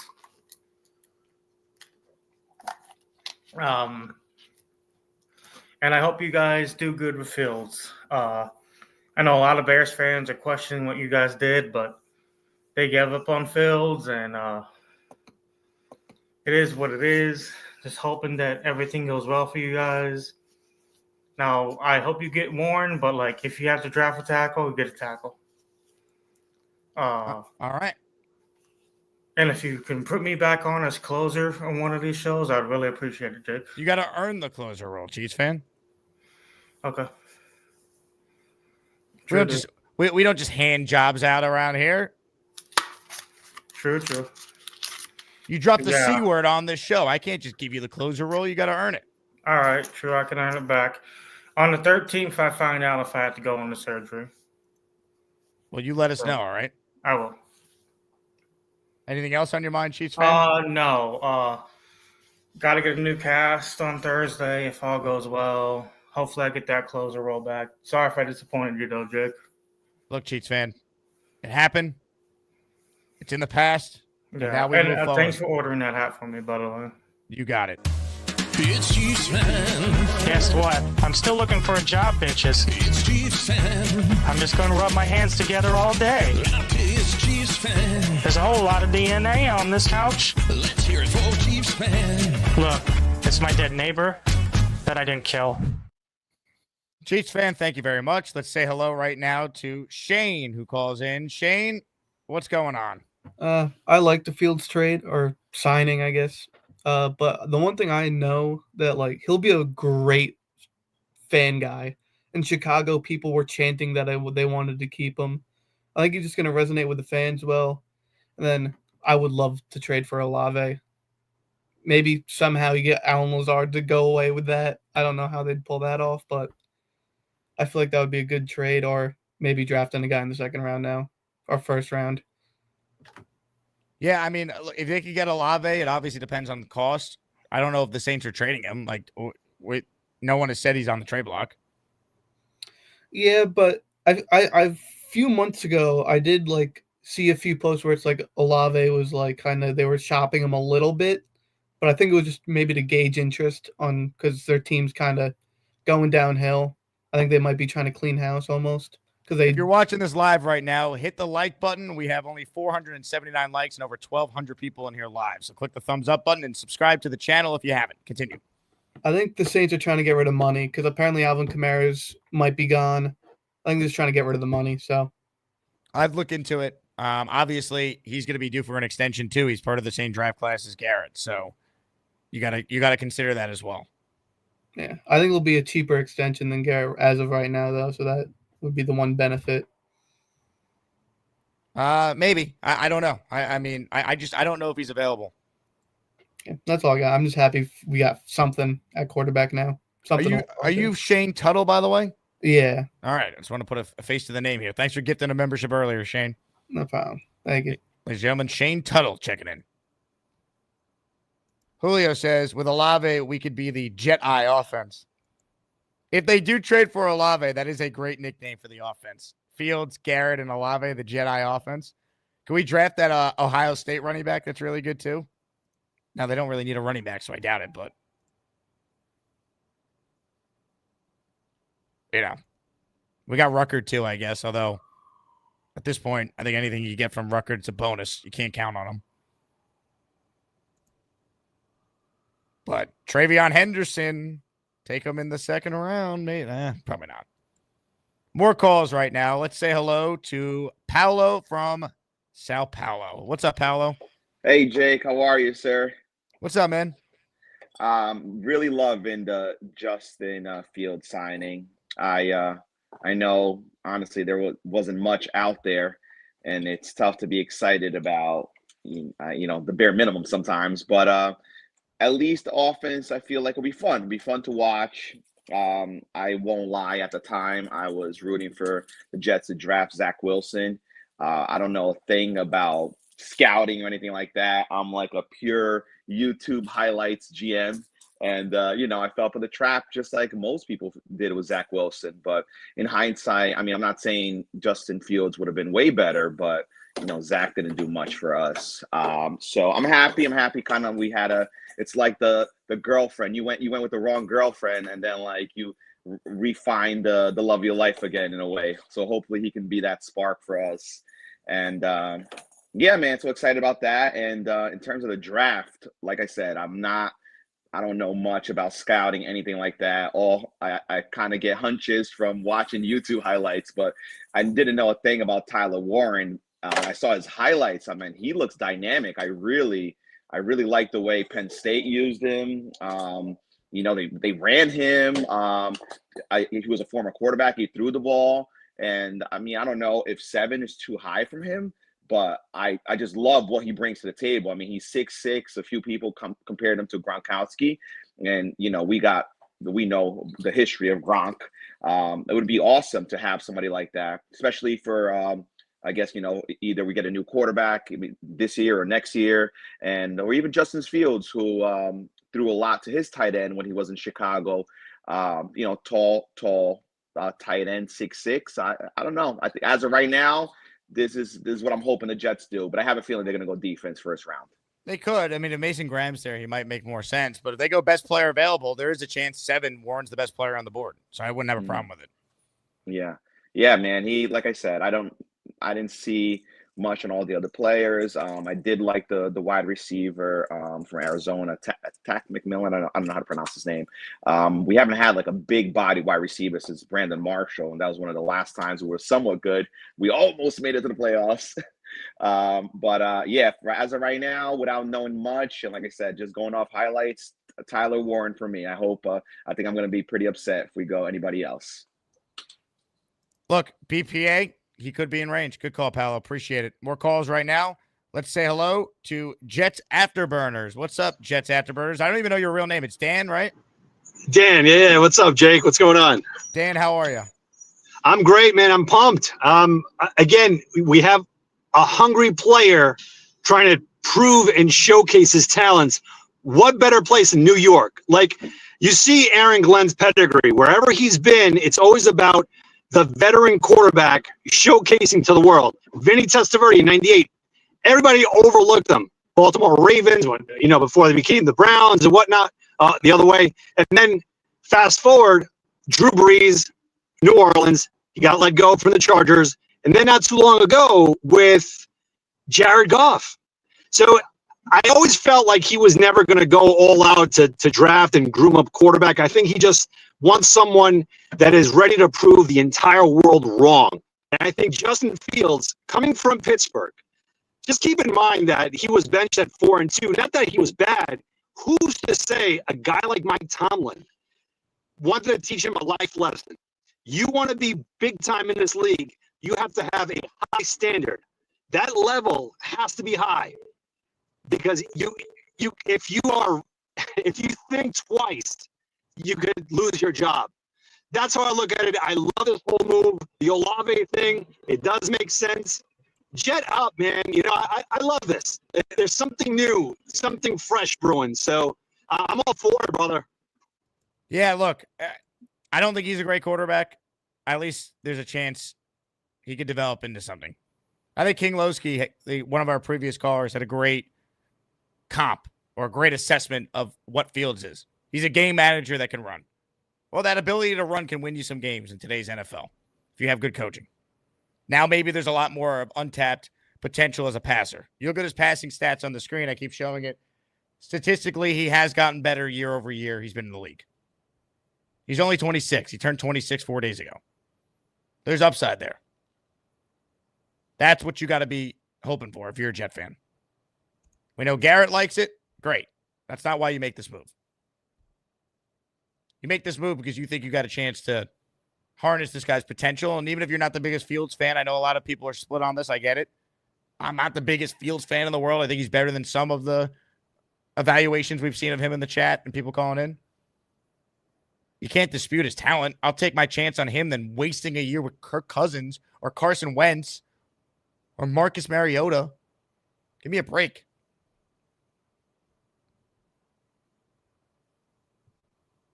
It's worth the risk. And ultimately, it's not that big of a contract. It's $30 million guaranteed. It's basically a one-year deal. And he's under contract for next year, so he's your backup if it doesn't work next year. He's a backup that can hold the fort until the quarterback you're taking in round one next year is ready to play. I wanted to keep Rodgers, so I don't like the direction they're going regardless. But I'm not going to sit here and say I don't understand it. I wouldn't understand Kirk Cousins. I would be furious. I'm not going to be mad over Fields. Fields made the most sense. I wanted him. David Atkins has gifted a channel membership. David, welcome to the raffle. We're giving away a signed helmet by the Sack Exchange, baby, and a signed jersey by the Sack Exchange. And you ready for this? In honor of free agency getting underway, we're not just giving away one jersey that is signed by the New York Sack Exchange. How about two of them? A green Sack Exchange jersey signed by each member to go with the helmet, and the white Sack Exchange jersey has just been added to the raffle. We got 3 grand prizes this week. Gift away, another chance to win a signed jersey by each member of the New York Sack Exchange. It's the ASMANIAC membership raffle. For every membership gifted, you receive 1 ticket entered in the raffle to win epic prizes. If you're one of the 1,000 people out there, make sure you're subscribed to the channel and you like the video and you turn on gift receipts, and you might have a chance to be gifted a channel membership as people try and enter the raffle. More calls. Air Jet is up next on our show today. What's up, Air Jet? Hey, what's up, man? How you doing? What's going on? How do you feel about this Justin Fields trade? Have you been watching the show at all? Yes, I have. I feel all right about it. I think it's a good signing, considering the other options. In my opinion, I hate it. What do you hate about it? We had Kirk Cousins available, Marcus Mariota. Why didn't we go with someone experienced? Those guys aren't any good, though. Who cares if they're They're experienced? amazing. Have you not? Goodbye. I don't have time for bullshit. See you later. Adam is too cool is up next. What's up, Adam? Hey, what's going on? Hey, you know what? it might have been an overpay, but there's a luxury we're not thinking about, which is we don't have to think about QB anymore. It's settled. No more hand wringing of what we're going to do. We're going to trade up, going to trade down, going to get a third rounder. It's done. No more QB talk. We can learn as he goes on the field. So I'm happy that we finally just made the decision. And people are going to like it. People are going to hate it. But we made it. And we made it as early as possible. And it was not, to your point, I don't think it was a huge ripoff when it's all said and done. So settled. So now we can think about like what other positions we need. 7th pick sitting pretty. That early 3rd round pick, you could use that for all sorts of things. You could use that with the 2nd rounder and trade back up into the late 1st. Maybe get one of those linemen that might be available for there, or some other position. We could sit tight at 7 and go for Warren. I mean, if Tet's there, that's possible. It's a good trade bait. Probably can get another 3rd, just trading down 1 or 2 spots. So kind of let it come to us at this point. I mean, unless there's a buyer at 5 that wants to like have us like leapfrog the Raiders, and maybe we can pick up one of those other premium top 5s. I think we're going to stand pat at 7 at this point. I would be surprised if they traded up at this point. Yeah. I mean, I can see why, though. Like, if there's a buyer and you can get Graham for that 3rd, or you can get Abdul Carter for that 3rd, that's all it's going to cost you. That's probably not a bad idea. Yeah, look, if they love one of those guys, sure, that doesn't cost you an arm and a leg. But I only see them trading up for Cam Ward, and he's not going to be there. So I feel like it's a moot point. Yeah, so got to let it come to us a little bit. But there's some really good players at positions that we need. So feeling good about it. This is fine. And you know what? We'll have to see if Justin can continue to improve. I mean, that's a good sign, though, right? You either get better or you get worse. You don't stay the same. And it wasn't like he was really booted out. You know, he was 4-2. He did what he had to do. And I think in the end, it sounded like Tomlin really wanted Russ from the beginning, and Russ was available, and he put him in at the earliest possible time you could really put him in. So let's see how it goes with Justin. Let's see how it goes with Tyrod. You know, I think healthy competition is good. If you think they're equals, then that's good, because competition is going to bring the best out of both of them when it's all said and done. At the end of the day, Fields is someone that if it works out, he could be your long-term answer. None of the other options out there, if it quote-unquote worked out, were going to be your long-term answer. So instead of wasting a year, you at least have something to look forward to, and you could still build out the rest of the team and put yourself in position to get your long-term answer in 2026 is how you got to look at it. Yeah, and we got younger when it's all said and done at a very important position. And I know that's the hard thing to swallow when you get rid of someone like Rodgers, but we're younger now at that premium role. If it works out, great. If it doesn't work out, it's not a huge commitment. And there's other opportunities in future drafts to try again when it's all said and done. I like it, Adam. Great call. Appreciate the sound logic takes after that last call. Good God. Appreciate you. Adam, check it in. All right. Update in voting here. A blowout. 2 blowouts today in the tournament. The 7 seed, PBM, all over the 10 seed, Nick T. 72-28 here in ASMANIAC Madness. Tomorrow on the show, we have one final matchup in the Hood region. David T versus Big Cho. The 2 seed against the 15 seed. And then it is one of the most talked about regions in ASMANIAC Madness. The Butter region will get underway.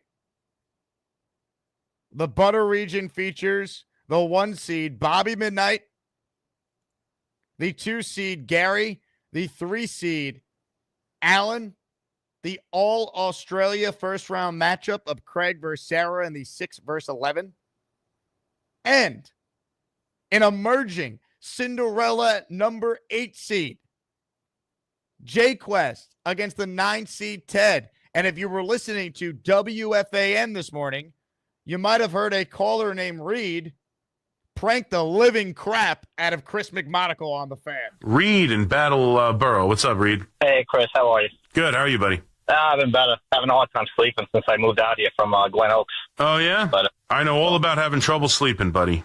I was calling about the Jets, but I actually had a basketball point, too, real quick, if you don't mind, about St. John. So before the season started, I made a friendly wager with my friend who's a Chiefs fan. His team is Xavier. He's a big Xavier fan. Okay. And he's like, oh yeah, David's going to win the Big East this year. Put your money where your mouth is. So we bet $1,000 on that. Not the regular season, the Big East tournament. I mean, he's got Xavier, coached by Big Cho. They got Lane Kerner, Charles Gorman, Bobby Midnight. But they're a good team. But I think the Johnny's got them. I'm hoping. Who knows? Yeah, well, you're hoping they get picked off on Thursday against Xavier. Yeah, in regards to Jets' point, we need a quarterback. I get it. We've been there, quarterback hell and forever and whatnot. I know a couple nights ago you were saying you would pick Sanders, I think. Yes, if Sanders is there at 7, I would take him, yes. I don't know. Cam Ward, 100%, I would take him. But what about this kid from Arizona State, Dixon Hole? His receivers with the Bonesy brothers, Joe and Anthony. And Jaden Daniels left LSU at Arizona State because this kid was outperforming him. The only problem is he's like an 8th-year senior because of that whole COVID thing. So he's like almost like a Chris Winkie type guy or like Rick Kent from Brigham State. What are your thoughts on him? Yeah, I mean, I don't have real strong opinions on him. I'll be telling you honestly. I haven't broke down the film, but I'm not going to take him 7. You want to take him later? You want to take any one of these quarterbacks? It doesn't have to be him. It could be whoever you want. It doesn't have to be him. I think it should be Dixon Hole. The 27th pick in the NFL draft, the New York Jets select Dixon Hole out of Arizona State. What am I, a mind reader? J-Quest, you're the man, sir. You were the man. JJ with a super chat. JJ Hamza. Fields just sucks ass. My worst nightmare. Well, who did you want? That's my point. Like, I don't think Fields is great, but tell me what the alternatives were because they were not great. I didn't want Fields. I wanted Aaron Rodgers, but I'll deal with the consequence of not having Aaron if it means they at least have some potential upside at the quarterback spot. By the way, we need to make Brigham State t-shirts in the merch store. Someone wants to come up with a design for that. We'll give you all the credit. We'll throw it up at the merch store for anyone who wants it. We heard from V-Man earlier in the show. Now we hear from V-Man's opponent in the Lane Train region. The 15th seed, Charlie the Dog Groomer's next. Hey, Charlie. Hey, Jake. How's it going, man? Charlie. Yep. You hear me? Yes, sir. We got you. Hello, hello. Charlie, do you hear me? How you doing, Jake? Great, Charlie. Yep, I hear you. Do you hear me? Oh, we hear you, Charlie. All right. Hope everything's going well, Jake. Okay. Absolutely. I thought you were frozen. And I thought I was frozen for you. So what do you think about the signing, Jake? Charlie, thanks for the time. I can't. I'm an hour and a half in. You can't call in and say, what do you think of the signing? You watch the show. You know my thoughts on it by now. I want your thoughts. Been live for an hour and a half giving you my thoughts. Come on, man. You want my thoughts? My thoughts are rewind and watch the first 20 minutes of the video where I went in depth on all my thoughts. More calls right now. Indy Jets is up next. Indy, you battled Neil today, and it was a bloodbath, but I appreciate your competitiveness, and I appreciate your support of the show regardless. I knew there wasn't going to be much of a chance. Neil is a dark horse for the Final Four and in a lot of tournaments. So, I was just glad to be a part of this this whole adventure, even a 14 seed. Look, it's hard to make it in the tournament, so the fact that you made it, I mean, that focus on that would be my advice to everyone. Neil is, an OG, a 3 seed for a reason. Right, he's a 3 seed for a reason, and he could have potentially been a higher seed. So Neil is Neil, and so I hope that Neil goes deep into the tournament. But so let me ask you this, Jake. We're going to have this quarterback competition of 2 completely different quarterbacks, right? I mean, how are they going to design this offense? Who are they going to design this offense for? A Tyrod who are we going to be lucky and get 8 games out of him, and then we're going to be in field? We're going to start Fields then, or are we going to start Fields and maybe if Fields gets hurt, then Tyrod comes in? What are we doing here? I mean, look, hopefully Fields doesn't get hurt. Fields is the starter, though. Yeah.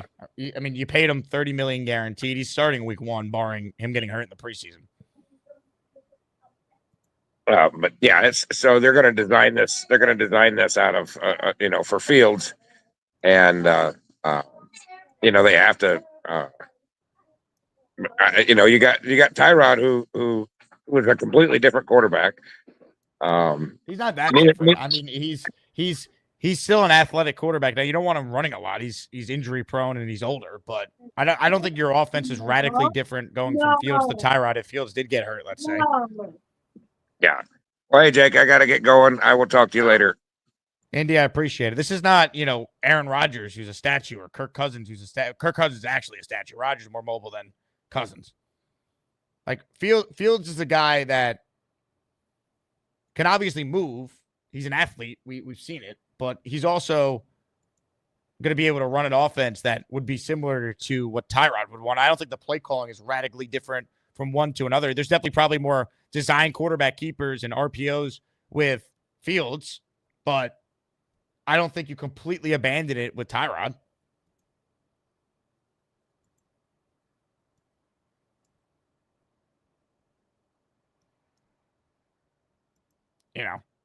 Hopefully they stay healthy. I mean, Fields has dealt with some injuries in his career. That is a legit thing. But that doesn't mean I wouldn't have not signed him.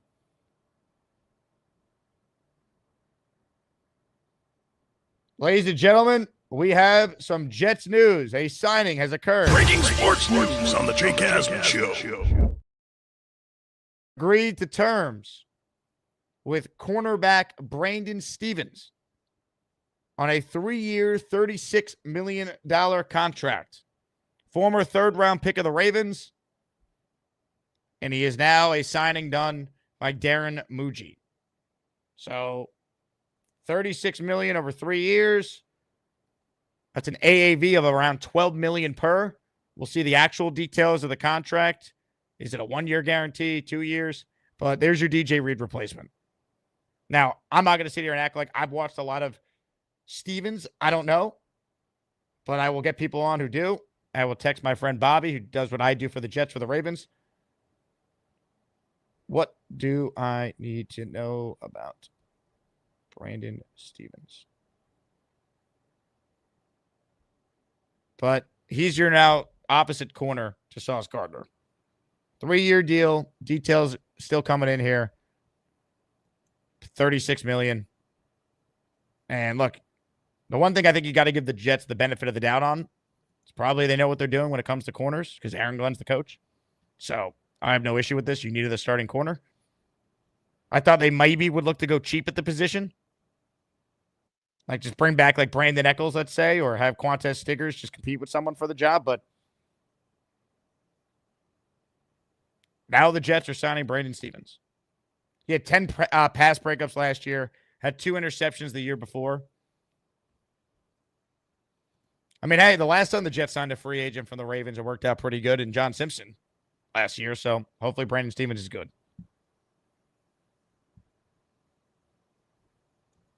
I don't know. I'm going to give this regime the benefit of the doubt with stuff like that.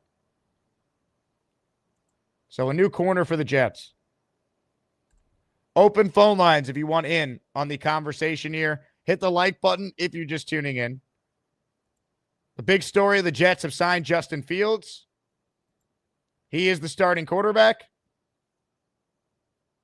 Now we see what else the Jets decide to do ultimately at that position in the draft, if they address it. But more importantly, in the now, can they get Justin Fields some weapons? You have Garrett Wilson and nothing else at receiver right now. Big fella, the Brigham State versus Ted U rivalry is legendary. Oh, what a battle. Daniel says, draft Genty at 7. He almost broke Barry Sanders' rushing record, ground and pound him. And Brees, Lions signed Montgomery, then drafted Gibbs. Yeah, but the Lions were a complete team when they drafted Gibbs already. Jets are not even close to that team. They need help on the interior D-line. They need help at receiver, tight end. I don't think it's the same thing, Daniel. Genty's a great prospect. I don't think the New York Jets should take a running back in the top 7 when they're not a running back away from being a Super Bowl contender and they already have a very good running back. I wouldn't do it personally. Earlier in the show, I received a call from Charlie the dog groomer whose big question was, Jake, what do you think about Justin Fields signing? That was his question. An hour and a half into the show, that's what he wanted to know. So Gator writes in, what are your thoughts on Zach Wilson? Gator, this is for you. Stop. What's up, Jake? You're embarrassing yourself. Oh, shit. Stop. Let me ask you something, ass man. What do you think of Zach Wilson?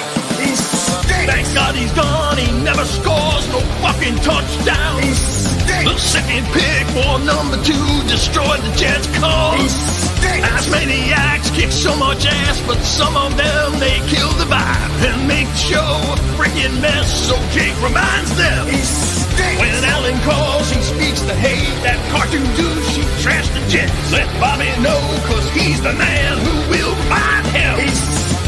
Another call comes from the car. Distorted voice and no Wi-Fi. That's JJ with a crap ass phone. Just cut off all the calls. He stinks. Is that gas station pizza? Come on, Gary. He stinks. Chicken don't go with pasta. Just get out of here, Jake. The guy is terrible. Enough. Anyone else want to ask me about Jets topics in the past? The Entertainment says, Jake, how do you feel about Dixon Hall? Should be the pick at some point by the Jets. How many people in the chat have never seen that He Stinks Gator creation video, by the way? We got a lot of new subscribers. Matt, Jake, how was the wedding? Wedding was great. At Jake Asman is my Instagram if you want to see some pictures from the wedding. The Entertainment says, does the Field signing preclude us from drafting Dixon Hall? If so, this just set the franchise back 10 years. Dixon Hall is still absolutely in play for the Jets. Absolutely still in play. Boomtown wants to know, are we still planning on drafting Clyde Minia? Another emerging prospect for those of you who watch the show on Saturday. Purple Belt Mike, what's the right tackle market? Anything looming or trades? The right tackle market sucks, quite frankly. Jarek Wills would be the name to watch. Also, can I make a public service announcement? When the Jets make a move, I already know about it. Don't tag me on Instagram or Twitter. I saw it. Trust me. I refresh trying to get like contract stuff, and it's like 10 notifications. Like, what happened? It's like 7 people tagging me in the same thing. I'm live, man. We're seeing it. I got you. Don't worry. I have all these guys subscribed, so I get the push notification. Brandon Stevens, 3 years, $36 million for those of you just tuning in. He's the new DJ Reed replacement. He's been with the Ravens his entire career. We'll get some info on him for people that cover the Ravens on this show. Stevens is the QB2. Or excuse me, corner 2, I should say. He's the guy. It looks like they guaranteed $23 million. So guess what? That's probably a 2-year commitment. Calvin says this smells like 5 wins now. Probably. Maybe 6. Depends how good Justin Fields actually is.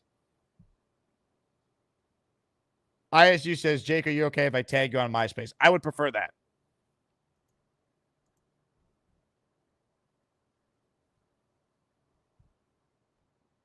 Dixon says, re-sign Mills, please. Great energy guy. If they re-sign Jalen Mills, Dixon, I would have no issue with that.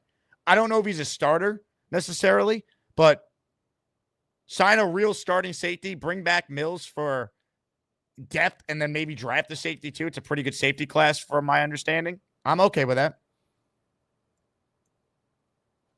Aaron says, how do we feel about Brandon Stevens? I don't know enough about him to give you guys a strong opinion one way or another. I will defer to Aaron Glenn when it comes to corners, is how I would describe it.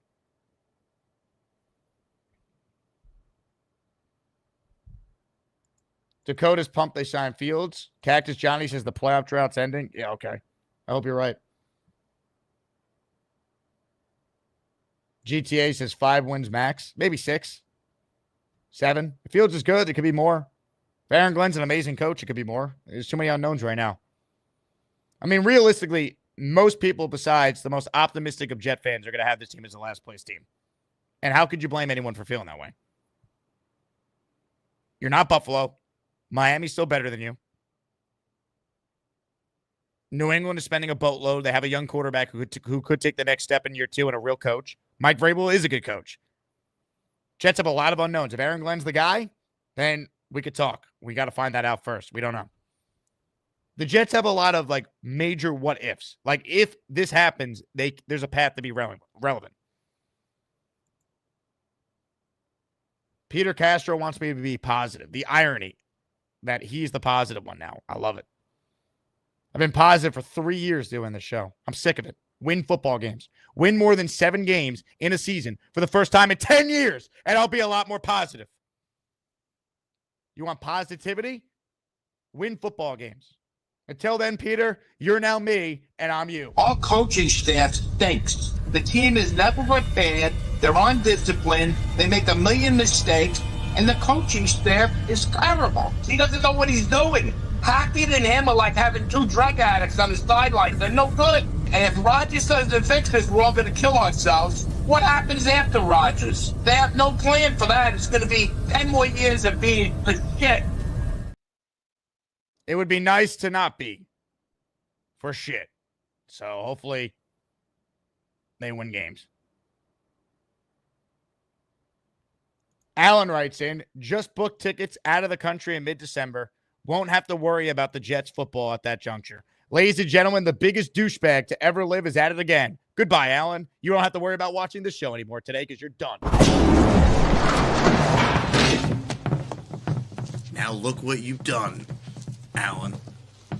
No more protection from the Asmaniacs. Had to pull you out of the chat and cast you down with the sodomites.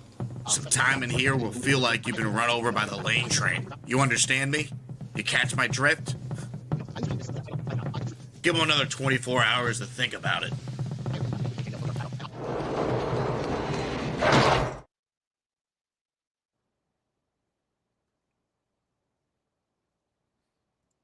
If any of you vote for him in the tournament, shame on all of you. Seriously.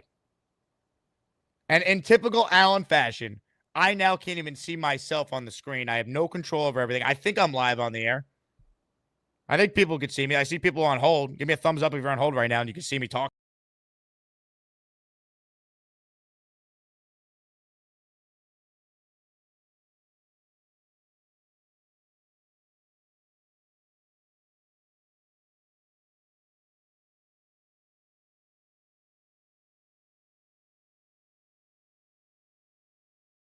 And tried to ruin the show. Well, guess what? It almost worked.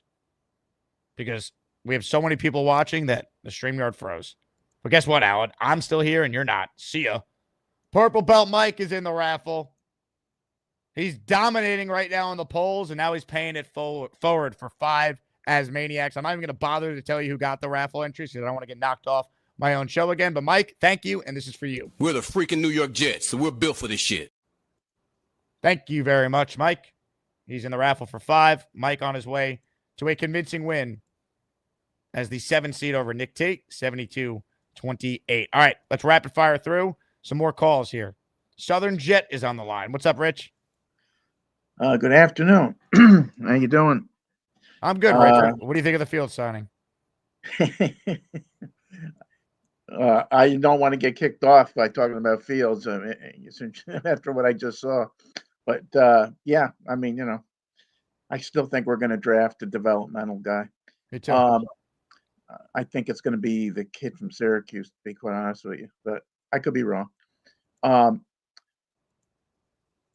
Fields and Taylor, based on that last caller, I don't think they're that much different. I don't understand that comment he made. They're not, you know, diametrically opposed quarterbacks, if I'm not mistaken. I mean, they bring some of the same traits, but that's not what I want to talk about. I've been behind a little bit on football. I've been busy the last 4 months doing some stuff, but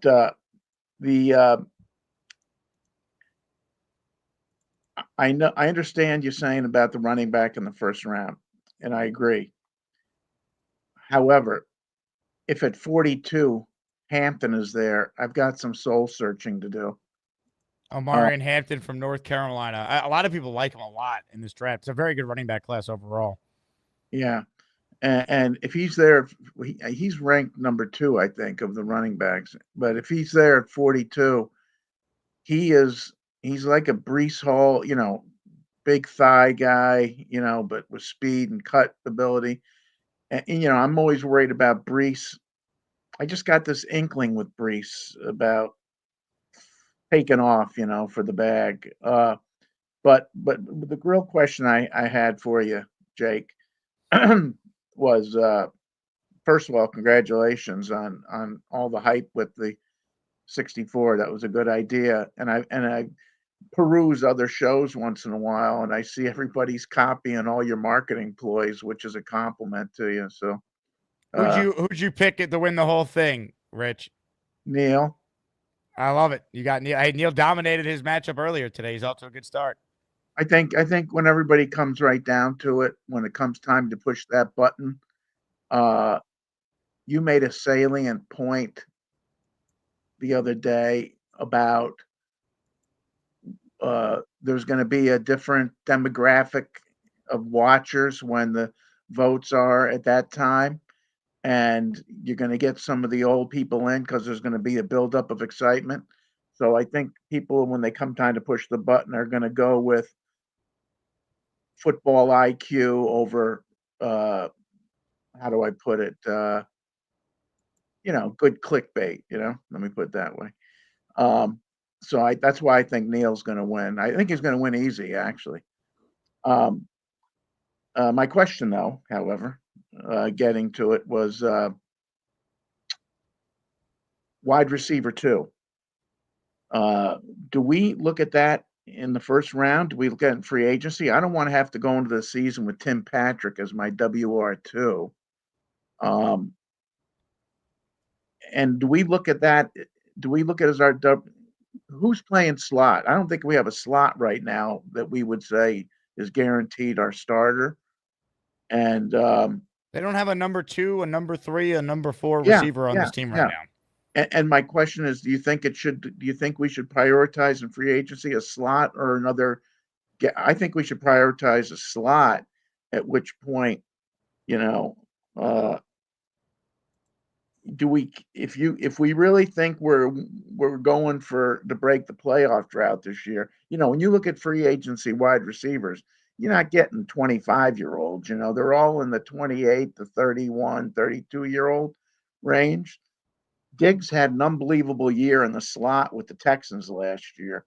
And now he's coming off a torn ACL and he's over 30. I don't think they're going to sign him. I get it. I'm just going down the list. I'm trying to think of, like I said, who do we see? I want somebody in the slot as our WR2 because we got a new coordinator, a new quarterback to the scheme.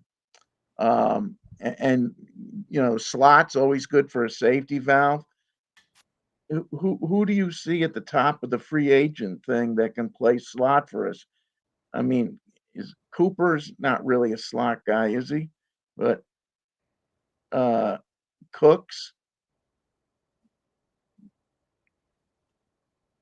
I was hoping to get Diami Brown, but he signed today with the Jaguars. Did you see? Yeah, I did see that. I mean, holy shit! 1 year, 10 million up to 12. Darius Slayton's a guy I would look to sign. Yeah, he's got some upside. Yeah, And I got him on my fantasy team too. I mean, they could trade for Olave. I don't think they're gonna the options suck, Rich. Let's call it for what it is. The options stink. They could have kept Devontae Adams by keeping Aaron Rodgers. That was another reation why I wanted to bring him back. That was sort of my question, Jake. Is there's shit out there? Yeah, it's terrible. And you said it right. We don't even we got a WR1 who's pissed, and then we got we don't have a WR2 or WR3. We don't even have a tight end 1 at this point. They got to hit in the draft. I mean, they got to actually do something that no Jet GM has been able to figure out how to draft skill position players that can help your offense on day 2 and day 3 of the draft. They've been terrible at it. Brees is the one exception. He's a running back. When was the last time the Jets drafted a receiver in the second round and beyond that actually helped this team win games? And there's no receiver in the first round that anybody thinks is worthy. Tet McMillan, I think, is a first-round guy. Matthew Golden, I think, is a first-round guy. I don't know if they're in play at pick 7, though. Yeah, if you can move down and do it, that makes sense. Or, you know what, you draft Tyler Warren and you say, you know what, we might not have great receivers besides Garrett, but we're going to try and run our offense through a great tight end. Brees Hall could be used as a receiver, and we have Justin Fields, who could be an RPO machine, and we're going to try and score points that way. Jake, that's actually a great idea, because he also then goes to what I was saying. When you put in a new scheme, you want a safety valve, and a tight end and a slot are safety valves as opposed to your outside X's and, Z's. And so that's really a good idea. And is he twitchy? Is who twitchy? Warren? Yeah. Is he good pass receiver? Yeah, he's a great yak guy. He is. Oh, yeah. Okay. That's all I need to know. So off the You'd line. like him, Rich. Watch his college film. Just watch some of his highlights. The guy wears number 44 because his dad's favorite player was John Riggins, and told him that's a football player you want to emulate. And do we have to stay at 7 to get him? Yes. I don't think you could trade. I don't think you'd be able to trade back and guarantee you're going to get him. It's not worth rolling the dice and trading down. It's not worth the risk. He's a good enough player where if they took him at 7, I would understand it in this year's draft. You just sold me, man, because there's chicken. You can't make chicken salad out of that shit that's in the free agent pool, especially with what some of these guys are going to ask. And it's all going to be 1-year deals. Why not get the 4-year rookie contract on a guy who'll also serve as a safety valve? People don't understand how freaking important that is in a new scheme. And I like that. And what quarterback do you like as a developmental one later in the round? I like the kid out of Syracuse. Who do you like? I like McCord too. Okay. Will Howard intrigues me. Okay. I also like Tyler Shuck if they want to take a chance on someone that's played a lot of football, who does have talent that, never really got to do it consistently in college because he was hurt. But it doesn't bother me that he's an older player. He's 25, but he started a lot. Nah, that doesn't mean shit. I also like Jackson Dart. I see the appeal. I just don't want to take him in the first round like he's been. That's my problem. That's my problem with it, Jake. I agree with you. So it's McClure and Howard. Who goes first? I think Howard's going to go draft, before in the McCord. draft. Yeah, I think Howard's going to go. That's why I like McClure a little bit, because I do like him. It's McCord, Rich, not McClure. I meant McClure. I meant McClure. I told you I've got a lot of shit on my dog. Just had to put him down after 13 years. Oh, I'm sorry to hear that. I just wanted to make sure you knew, just so you weren't confusing prospects. No, I know who it is. I just like I said, I didn't expect all the work that would come my way the last 4 months. But I hope I haven't been boring. I was just trying to give you something different to talk about, and I appreciate it. And as always, your show's great, and good luck with the your giveaways are unbelievable. So it's good luck. Thank you, Rich. I appreciate it. Good call as always. Much better than this guy who called in to ask me about Justin Fields, right, Charlie? How's it going? I'm sorry, Jake. I'll give you my Justin Fields take this time. How about that?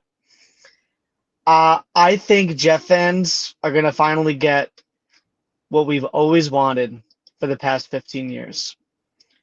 Justin Fields is going to break the playoff drought. And I don't think we're going to need a rookie quarterback. Sure, should we take one? Absolutely. I think we should absolutely take a rookie quarterback. Jackson Dart, definitely maybe second round, but you'd have to, trade up to probably get him in the early second round. But I think that we're finally going to make the playoffs. And I'm really, really high on Fields all day long. I was listening to Richie live, and I was just waiting for it to break, and I was extremely, extremely excited when it happened. I think he's the real deal. I think he has a lot of potential. I think he has a lot of untapped potential. I don't think he got the right coaching in Chicago. I think he got good coaching through, Mike Tomlin last season, but offensively, we know Tomlin's a, defense guy. I think offensively, maybe not. And I do think our new our new OC can definitely help with his development. Obviously, he's got the wheels. He can run. That is a real killer for so many defenses. I mean, it's so demoralizing when, it's 3rd down and 2 and everything's, bottled up in the secondary, and then he just takes off and gets the first down. I think that he could definitely improve in the passing game. Like, I've heard so many times that he has improved his completion percentage every single year, which is definitely huge. It shows that he can be coached up. It shows that he can improve. And I really do believe that the Jets are going to make a wild card this year. And I think our new head coach is gonna be proving a lot of people wrong.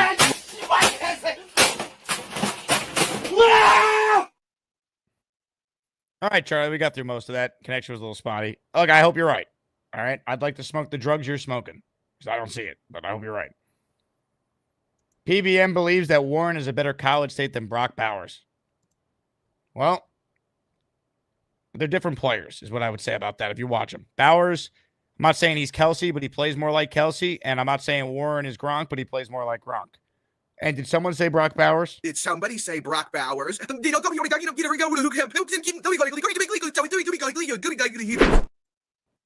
Jet Set Go, who will be joining us at the ASMANIAC Knicks game meetup next week, says, would have preferred Jameis as he's more similar to Goff. OC has no record of developing quarterbacks, rooting for Fields, Garrett connection all day, LFG Jets. Yeah, Winston to me would have been a lot of fun. I get it. Aaron says, Fields signing feels like a heavy running team. Still need answers at quarterback. Do you think the Jets are targeting Milroe in the draft? I hope not. If they took Jalen Milroe in the 4th round, I would have zero problem with that. Jalen Milroe could be Jalen Hurts for all we know with coaching and development. That's a worthy developmental quarterback selection on day 3. No issue with that. Tyler says, how are we feeling about Brandon Stevens? For those tuning in, the Jets have a new corner too. I texted my guy Bobby in Baltimore, who covers the Ravens and knows them as well as anyone. Here's his breakdown on new Jets corner Brandon Stevens. Only one player gave up more yards in coverage last year. He really struggled after a breakout 2023. Former college running back, has a ton of potential, but if you go back and look at the tape, he was targeted all year long and struggled with ball skills. He'll benefit greatly from a change in scenery, sticky in coverage, great locker room guy, etc. Aaron Glenn's betting on his talent then. That's what that tells you.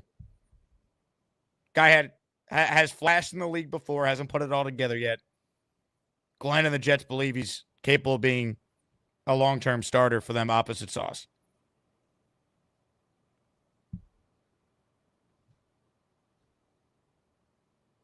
I'm not going to complain about the signing.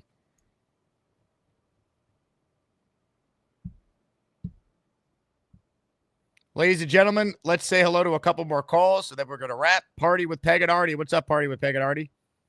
Hey, Jake. I think it's a good day. I like the signing.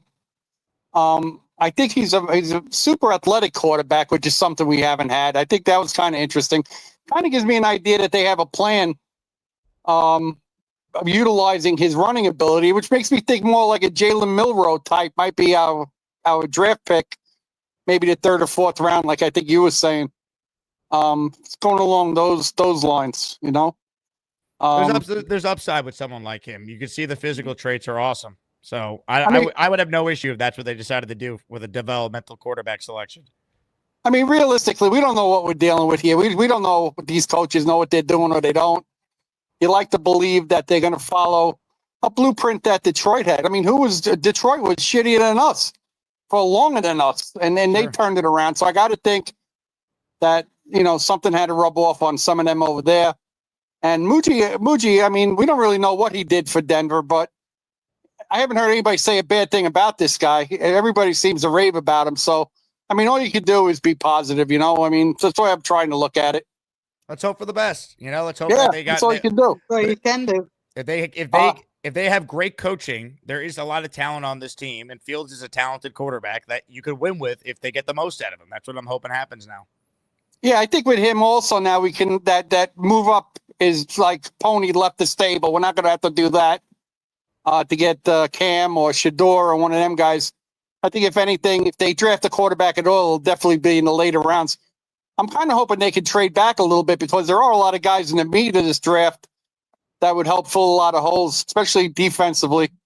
I think Green Bean and Ryan and them was saying how this draft is really, and Dom was saying how this draft is really thick with a lot of good defensive linemen, and our defensive line was so awful last year. It was pitiful. So I know we could use a lot of help with that too, I agree. Good to get both of you on a call. We're not gonna hog you up, but we just want to say I love the short leash you gave Alan, man. That was terrific. They do everything he wanted them to do, right? Get rid of Rodgers, hire Glenn. That's who he wanted, and then he's rubbing into this fan base's face that he's booking flights in December to not watch the team, and he's supposed to be a Jet fan. If you vote for Allen and ASMANIAC Madness, you are an absolute buffoon to anyone who does it. I'm just throwing it out there. I mean, Jets Johnny should wipe the floor with him. It should be 100-0 if we're being honest. I know it won't be, but that's how much the margin of victory should be for the 14 seed Jets Johnny when they match up in ASMANIAC Madness. We know what you're rooting for, Jake. For Jets Johnny every day until that battle to make sure Allen goes down early. Well, we got a fresh bottle of Hennessy White here, waiting to crack it open for our first win. I drink Hennessy. Cheers! I'm drinking it now. I can't. I've been on the air for like 6 hours today. Do it. And congratulations, Purple Belt Mike. You've always been one of my favorites. Peg loves the fact that you jumped in that green pool that time. Yeah, I would never do it. But he has Maniacs. That was awesome. And Neil, of course, is solid, so you knew he was going to win. Even though Nick is a very good caller. Now, it's a think really about fun it, though. contest. Artie, next round, Peg, Artie and Peg. How about this for a matchup? We're gonna have Neil versus Leany in the round of 32. You talk about two OGs. That is a great battle. Wow. Yeah, the further along this goes, the harder it is to pick. I mean, even a guy like Luppy, who's about as nice a guy in the world, got trounced. So it just goes to show you that I think the further along we go, the closer the matchups are going to be to it. It's not going to be any 73 to 27s. I think it's going to be all 50, 49. You know what I mean. It's going to be a lot closer. It's going to be tight. It's going to be hard. I mean, there's a reason why there's a lot of blowouts in March Madness early, and then let the games begin. Of course. Peace, bro. Have a good day. Thanks for the show. Peg, Artie, great calls. Always love hearing from both of you. Awesome when you guys call in together. Please hit the like button if you're still tuned in. There's almost 900 of you still in here. I thank you for that. City Bird says, so are we excited with a guy we could have taken at 2? I understand this, but do you think the Vikings are regretting signing Sam Darnold? Or the Bucks are like, man, we're taking a chance on a guy who wasn't even good enough in Cleveland? You don't know. That's the point. Vinny Testaverde was a failed quarterback too till Bill Parcells brought him in. And I'm not even the biggest Fields guy. I wanted to keep Aaron Rodgers. I think he's much better than Justin Fields. But I at least see the plan. I see what the type of offense they're going to be running.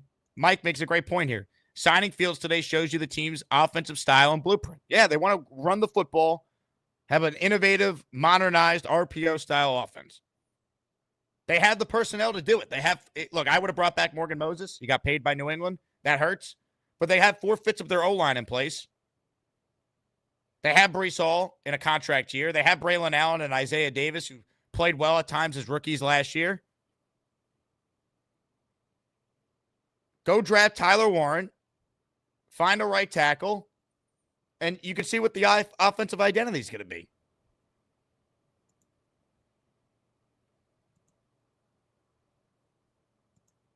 That's how you got to look at it.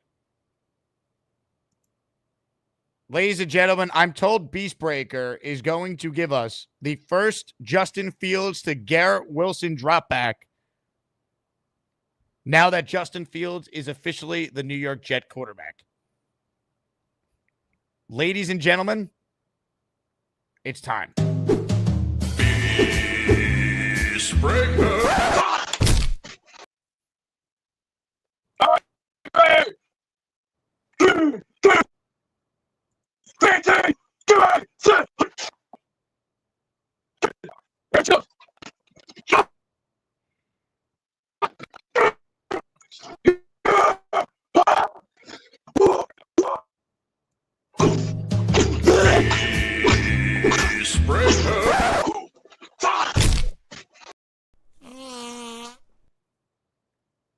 in a world where Beast actually had good internet,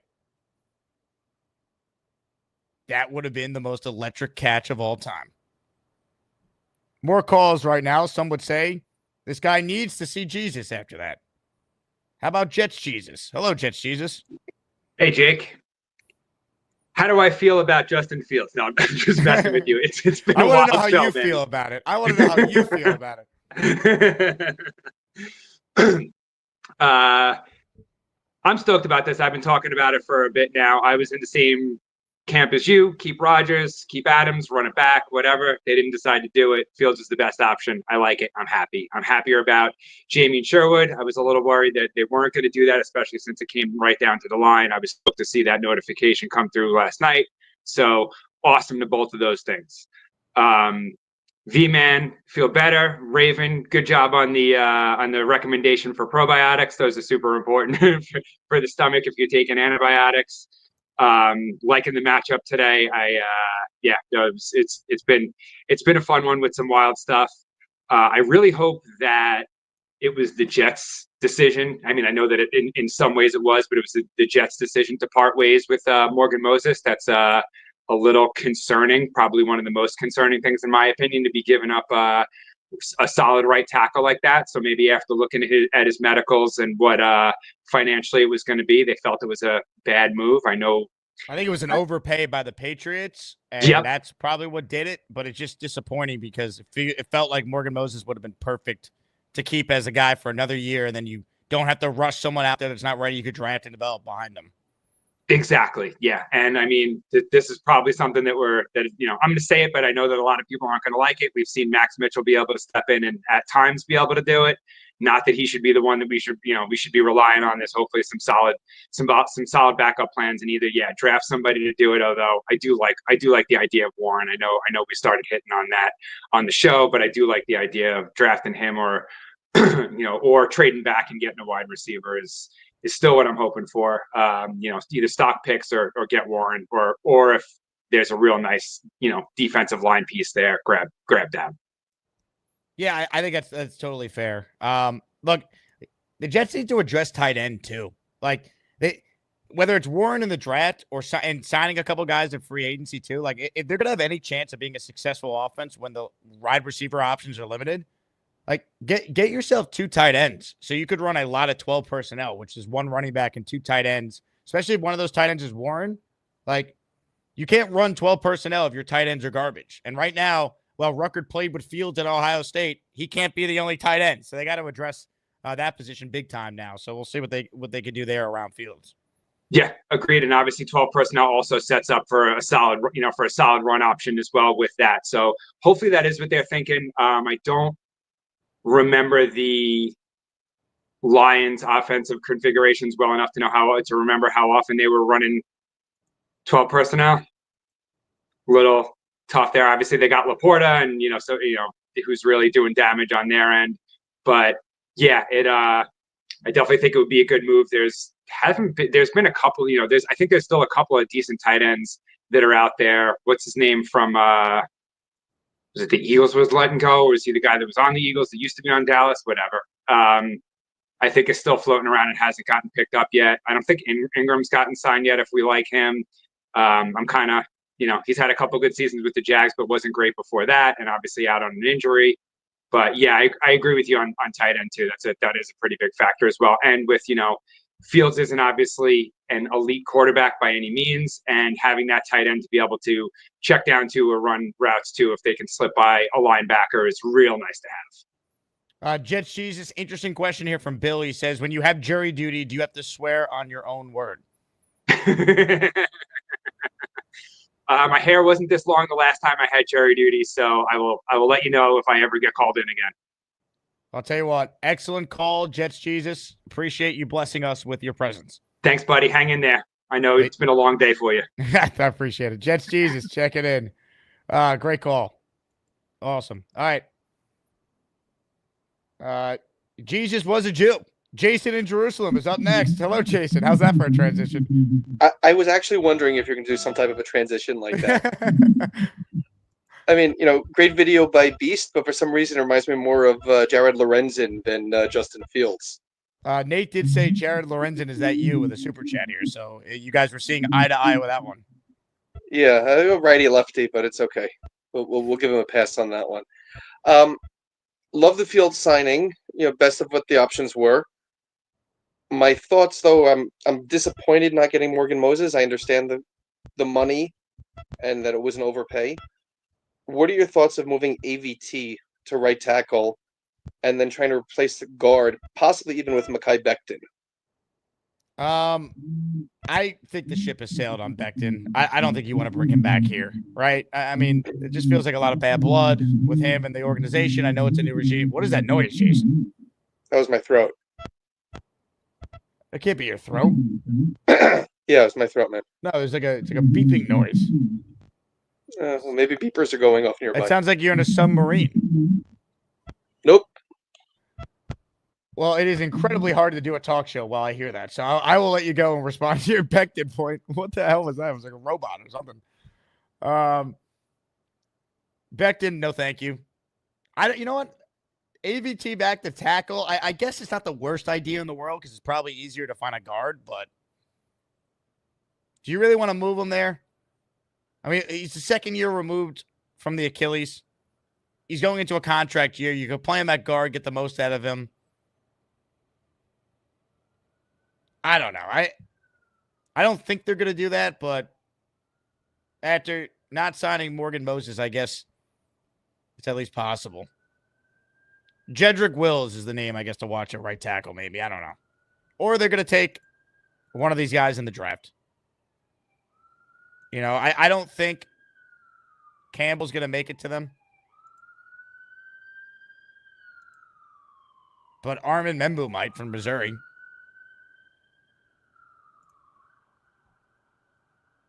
So we'll see. Southern Jets suggest George Fant for 1 year. Is George Fant still playable?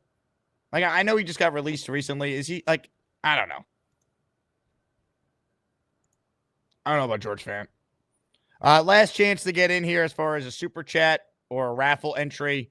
For those who tuned in late this week on the show, our 18th ASMANIAC raffle theme is the Sack Exchange. So we're giving away 2 signed Sack Exchange jerseys and a signed helmet by the Sack Exchange. Those are the top 3 prizes in this week's ASMANIAC raffle. So if you want to support the channel and get yourself a chance to win some prizes, that is the way to do it. One last call before we wrap, and I'm probably going to be live later tonight because 7 hours today is not enough on the day free agency starts if the Jets make any other notable moves. Let's say hello to Thunderlips, who's next. What's up, Thunderlips? What do you got for us? What's up, brother? How you doing? I'm good, man. Glad that you made it back safely after the wedding and you weren't hungover and able to do the show. Well, I was hungover, but I was able to do the show. Yep, because you're a clown at that. But hey, if the Jets make the playoffs, Charlie the dog groomer, I will fly you out to Virginia and pay you $100 and then pay you to groom all my dogs. So it's not happening. But with Justin Fields, with us signing him, I mean, I don't think anyone's like super excited. I'm excited that we actually have a plan in place, that the regime is actually going after it instead of every time that, like, the last few years in free agency, it felt like we were interested in all these people and we just missed out. Because everyone would hate it if we were in on Fields, we missed out, and we ended up getting like Marcus Mariota or something like that. You know what I mean? If they sign Marcus Mariota, I'd be furious. So there's a real plan in place for Fields. We agree there. Yeah, but I mean, at least we're not like missing out. They know who they're targeting. They're going out there and they're locking them in. So they obviously have some form of plan, 100%. Yeah, I mean, hopefully that. Yeah, look, it's a good plan, but like they've had good plans in the past and haven't been able to execute it because the coaching's been bad or the front office and coaching staff aren't alike. Malachi Corley made sense when they drafted him. They had no plan for the guy. Coaching staff had no idea how to use a player that the front office traded up into the beginning of the 3rd round to take. Tried to get him in their 2nd round. Like, they have a plan now with Fields to sign him. They did that. What's the plan to utilize his skill set and develop him into a better passer so he can maybe be a franchise quarterback, God willing? And, piggybacking off of some of the other callers, we obviously need a pass catcher. I mean, in Detroit, in Laporta's first year, he was wrecking it. He had great numbers, and then once Williams came back from like his suspension and shit like that, that was their number 2. Like Amon-Ra was, number 1. So we obviously, if we get Warren or another pass catcher or tight end, they're going to be the secondary taking the heat off of Garrett, because Garrett's going to get double teamed all the time. If we don't get another pass catcher, it's going to be gross, Yeah, I agree with that a lot. And Thunderlips, good call by you. A little Jet breaking news here at the end of the stream. Breaking sports news on the Jake Asman Show. Tony Adams is coming back. The Jets have placed the RFA tender on Tony Adams.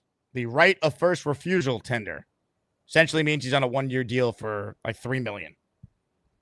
So Tony Adams is back. I don't think he's automatically one of the starting safeties, but he's on the team. I have no problem with that. I think Tony Adams has flashed enough where he's not a bad guy to have on your team for 1 year, and it's officially, according to Samiti, $3.2 million. So, fine. We got one safety under contract now, besides Jarius Monroe. What this essentially means is the Jets have the right to match any contract offer Tony Adams gets. If not, if no one offers him anything, he'll get $3.2 million on a 1-year deal.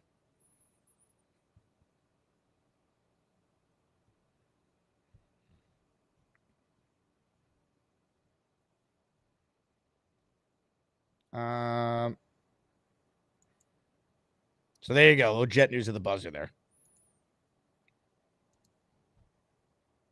Ladies and gentlemen, that's the show. I want to thank all of you who tuned in. I want to let everyone know that if the Jets make any other major signings this evening, I will be back. And I want to let everyone know that we have Robbie Sabo from JetX confirmed for tomorrow morning on the first show on the day. There's going to be signings all week.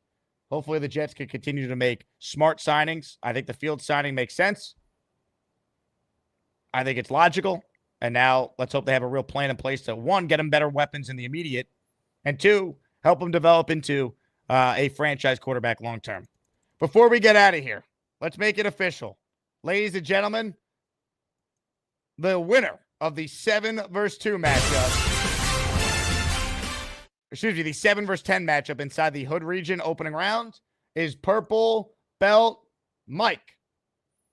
Almost 1,100 votes were cast, and it's PBM defeating Nick T 72-27.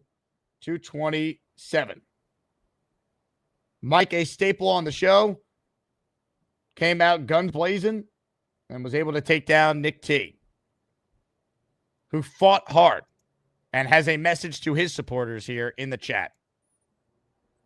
I am starting a group for the 28% who voted for me. By the way, record number of votes. Makes sense with this stream being a highly viewed stream with Fields being the breaking news topic. Ladies and gentlemen, just so everyone sees it on the screen here, the official tally, according to the YouTube poll that doesn't give us decimals, which is why it's an uneven number, 72-27. Over 1,000 votes, almost 1,100 votes. So congrats to Mike. He advances, which sets the stage for tomorrow's final matchup in the Hood region opening round. David T, the 2 seed, Big Cho, the 15 seed. And then we're on to the Butter region, baby. Bobby Midnight will lead us off against Black Gypsy in the 1 versus 16, followed by the highly anticipated J Quest versus NY Jets, Florida, aka our guy, Ted. Unreal. What a matchup. All right, I'm getting out of here. Thanks to everyone who tuned in today. We're going to be back probably later because this is how it goes. I end the show. The Jets then make a move. Happened today with Fields. Probably going to happen again now. So we'll talk to you maybe in 5 minutes, if not later. Go Jets, everyone. Let me know down in the comments your thoughts on the Field signing, whether or not it's a good move by the Jets. Reed in Battleboro. What's up, Reed? Hey, Chris. How are you? Good. How are you, buddy? I've been better. Having a hard time sleeping since I moved out here from Glen Oaks. Oh, yeah? But I know all about having trouble sleeping, buddy.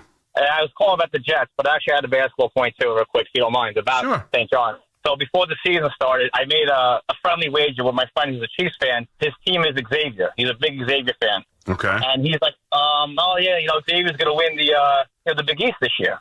Put your money where your mouth is. So we bet $1,000 on that. Not the regular season, the Big East tournament. I mean, he's got Xavier, coached by Big Cho. They got Lane Kerner, Charles Gorman, Bobby Midnight. But they're a good team. But I think the Johnny's got them. I'm hoping. Who knows? Yeah, well, you're hoping they get picked off on Thursday against Xavier. Yeah, in regards to Jets' point, we need a quarterback.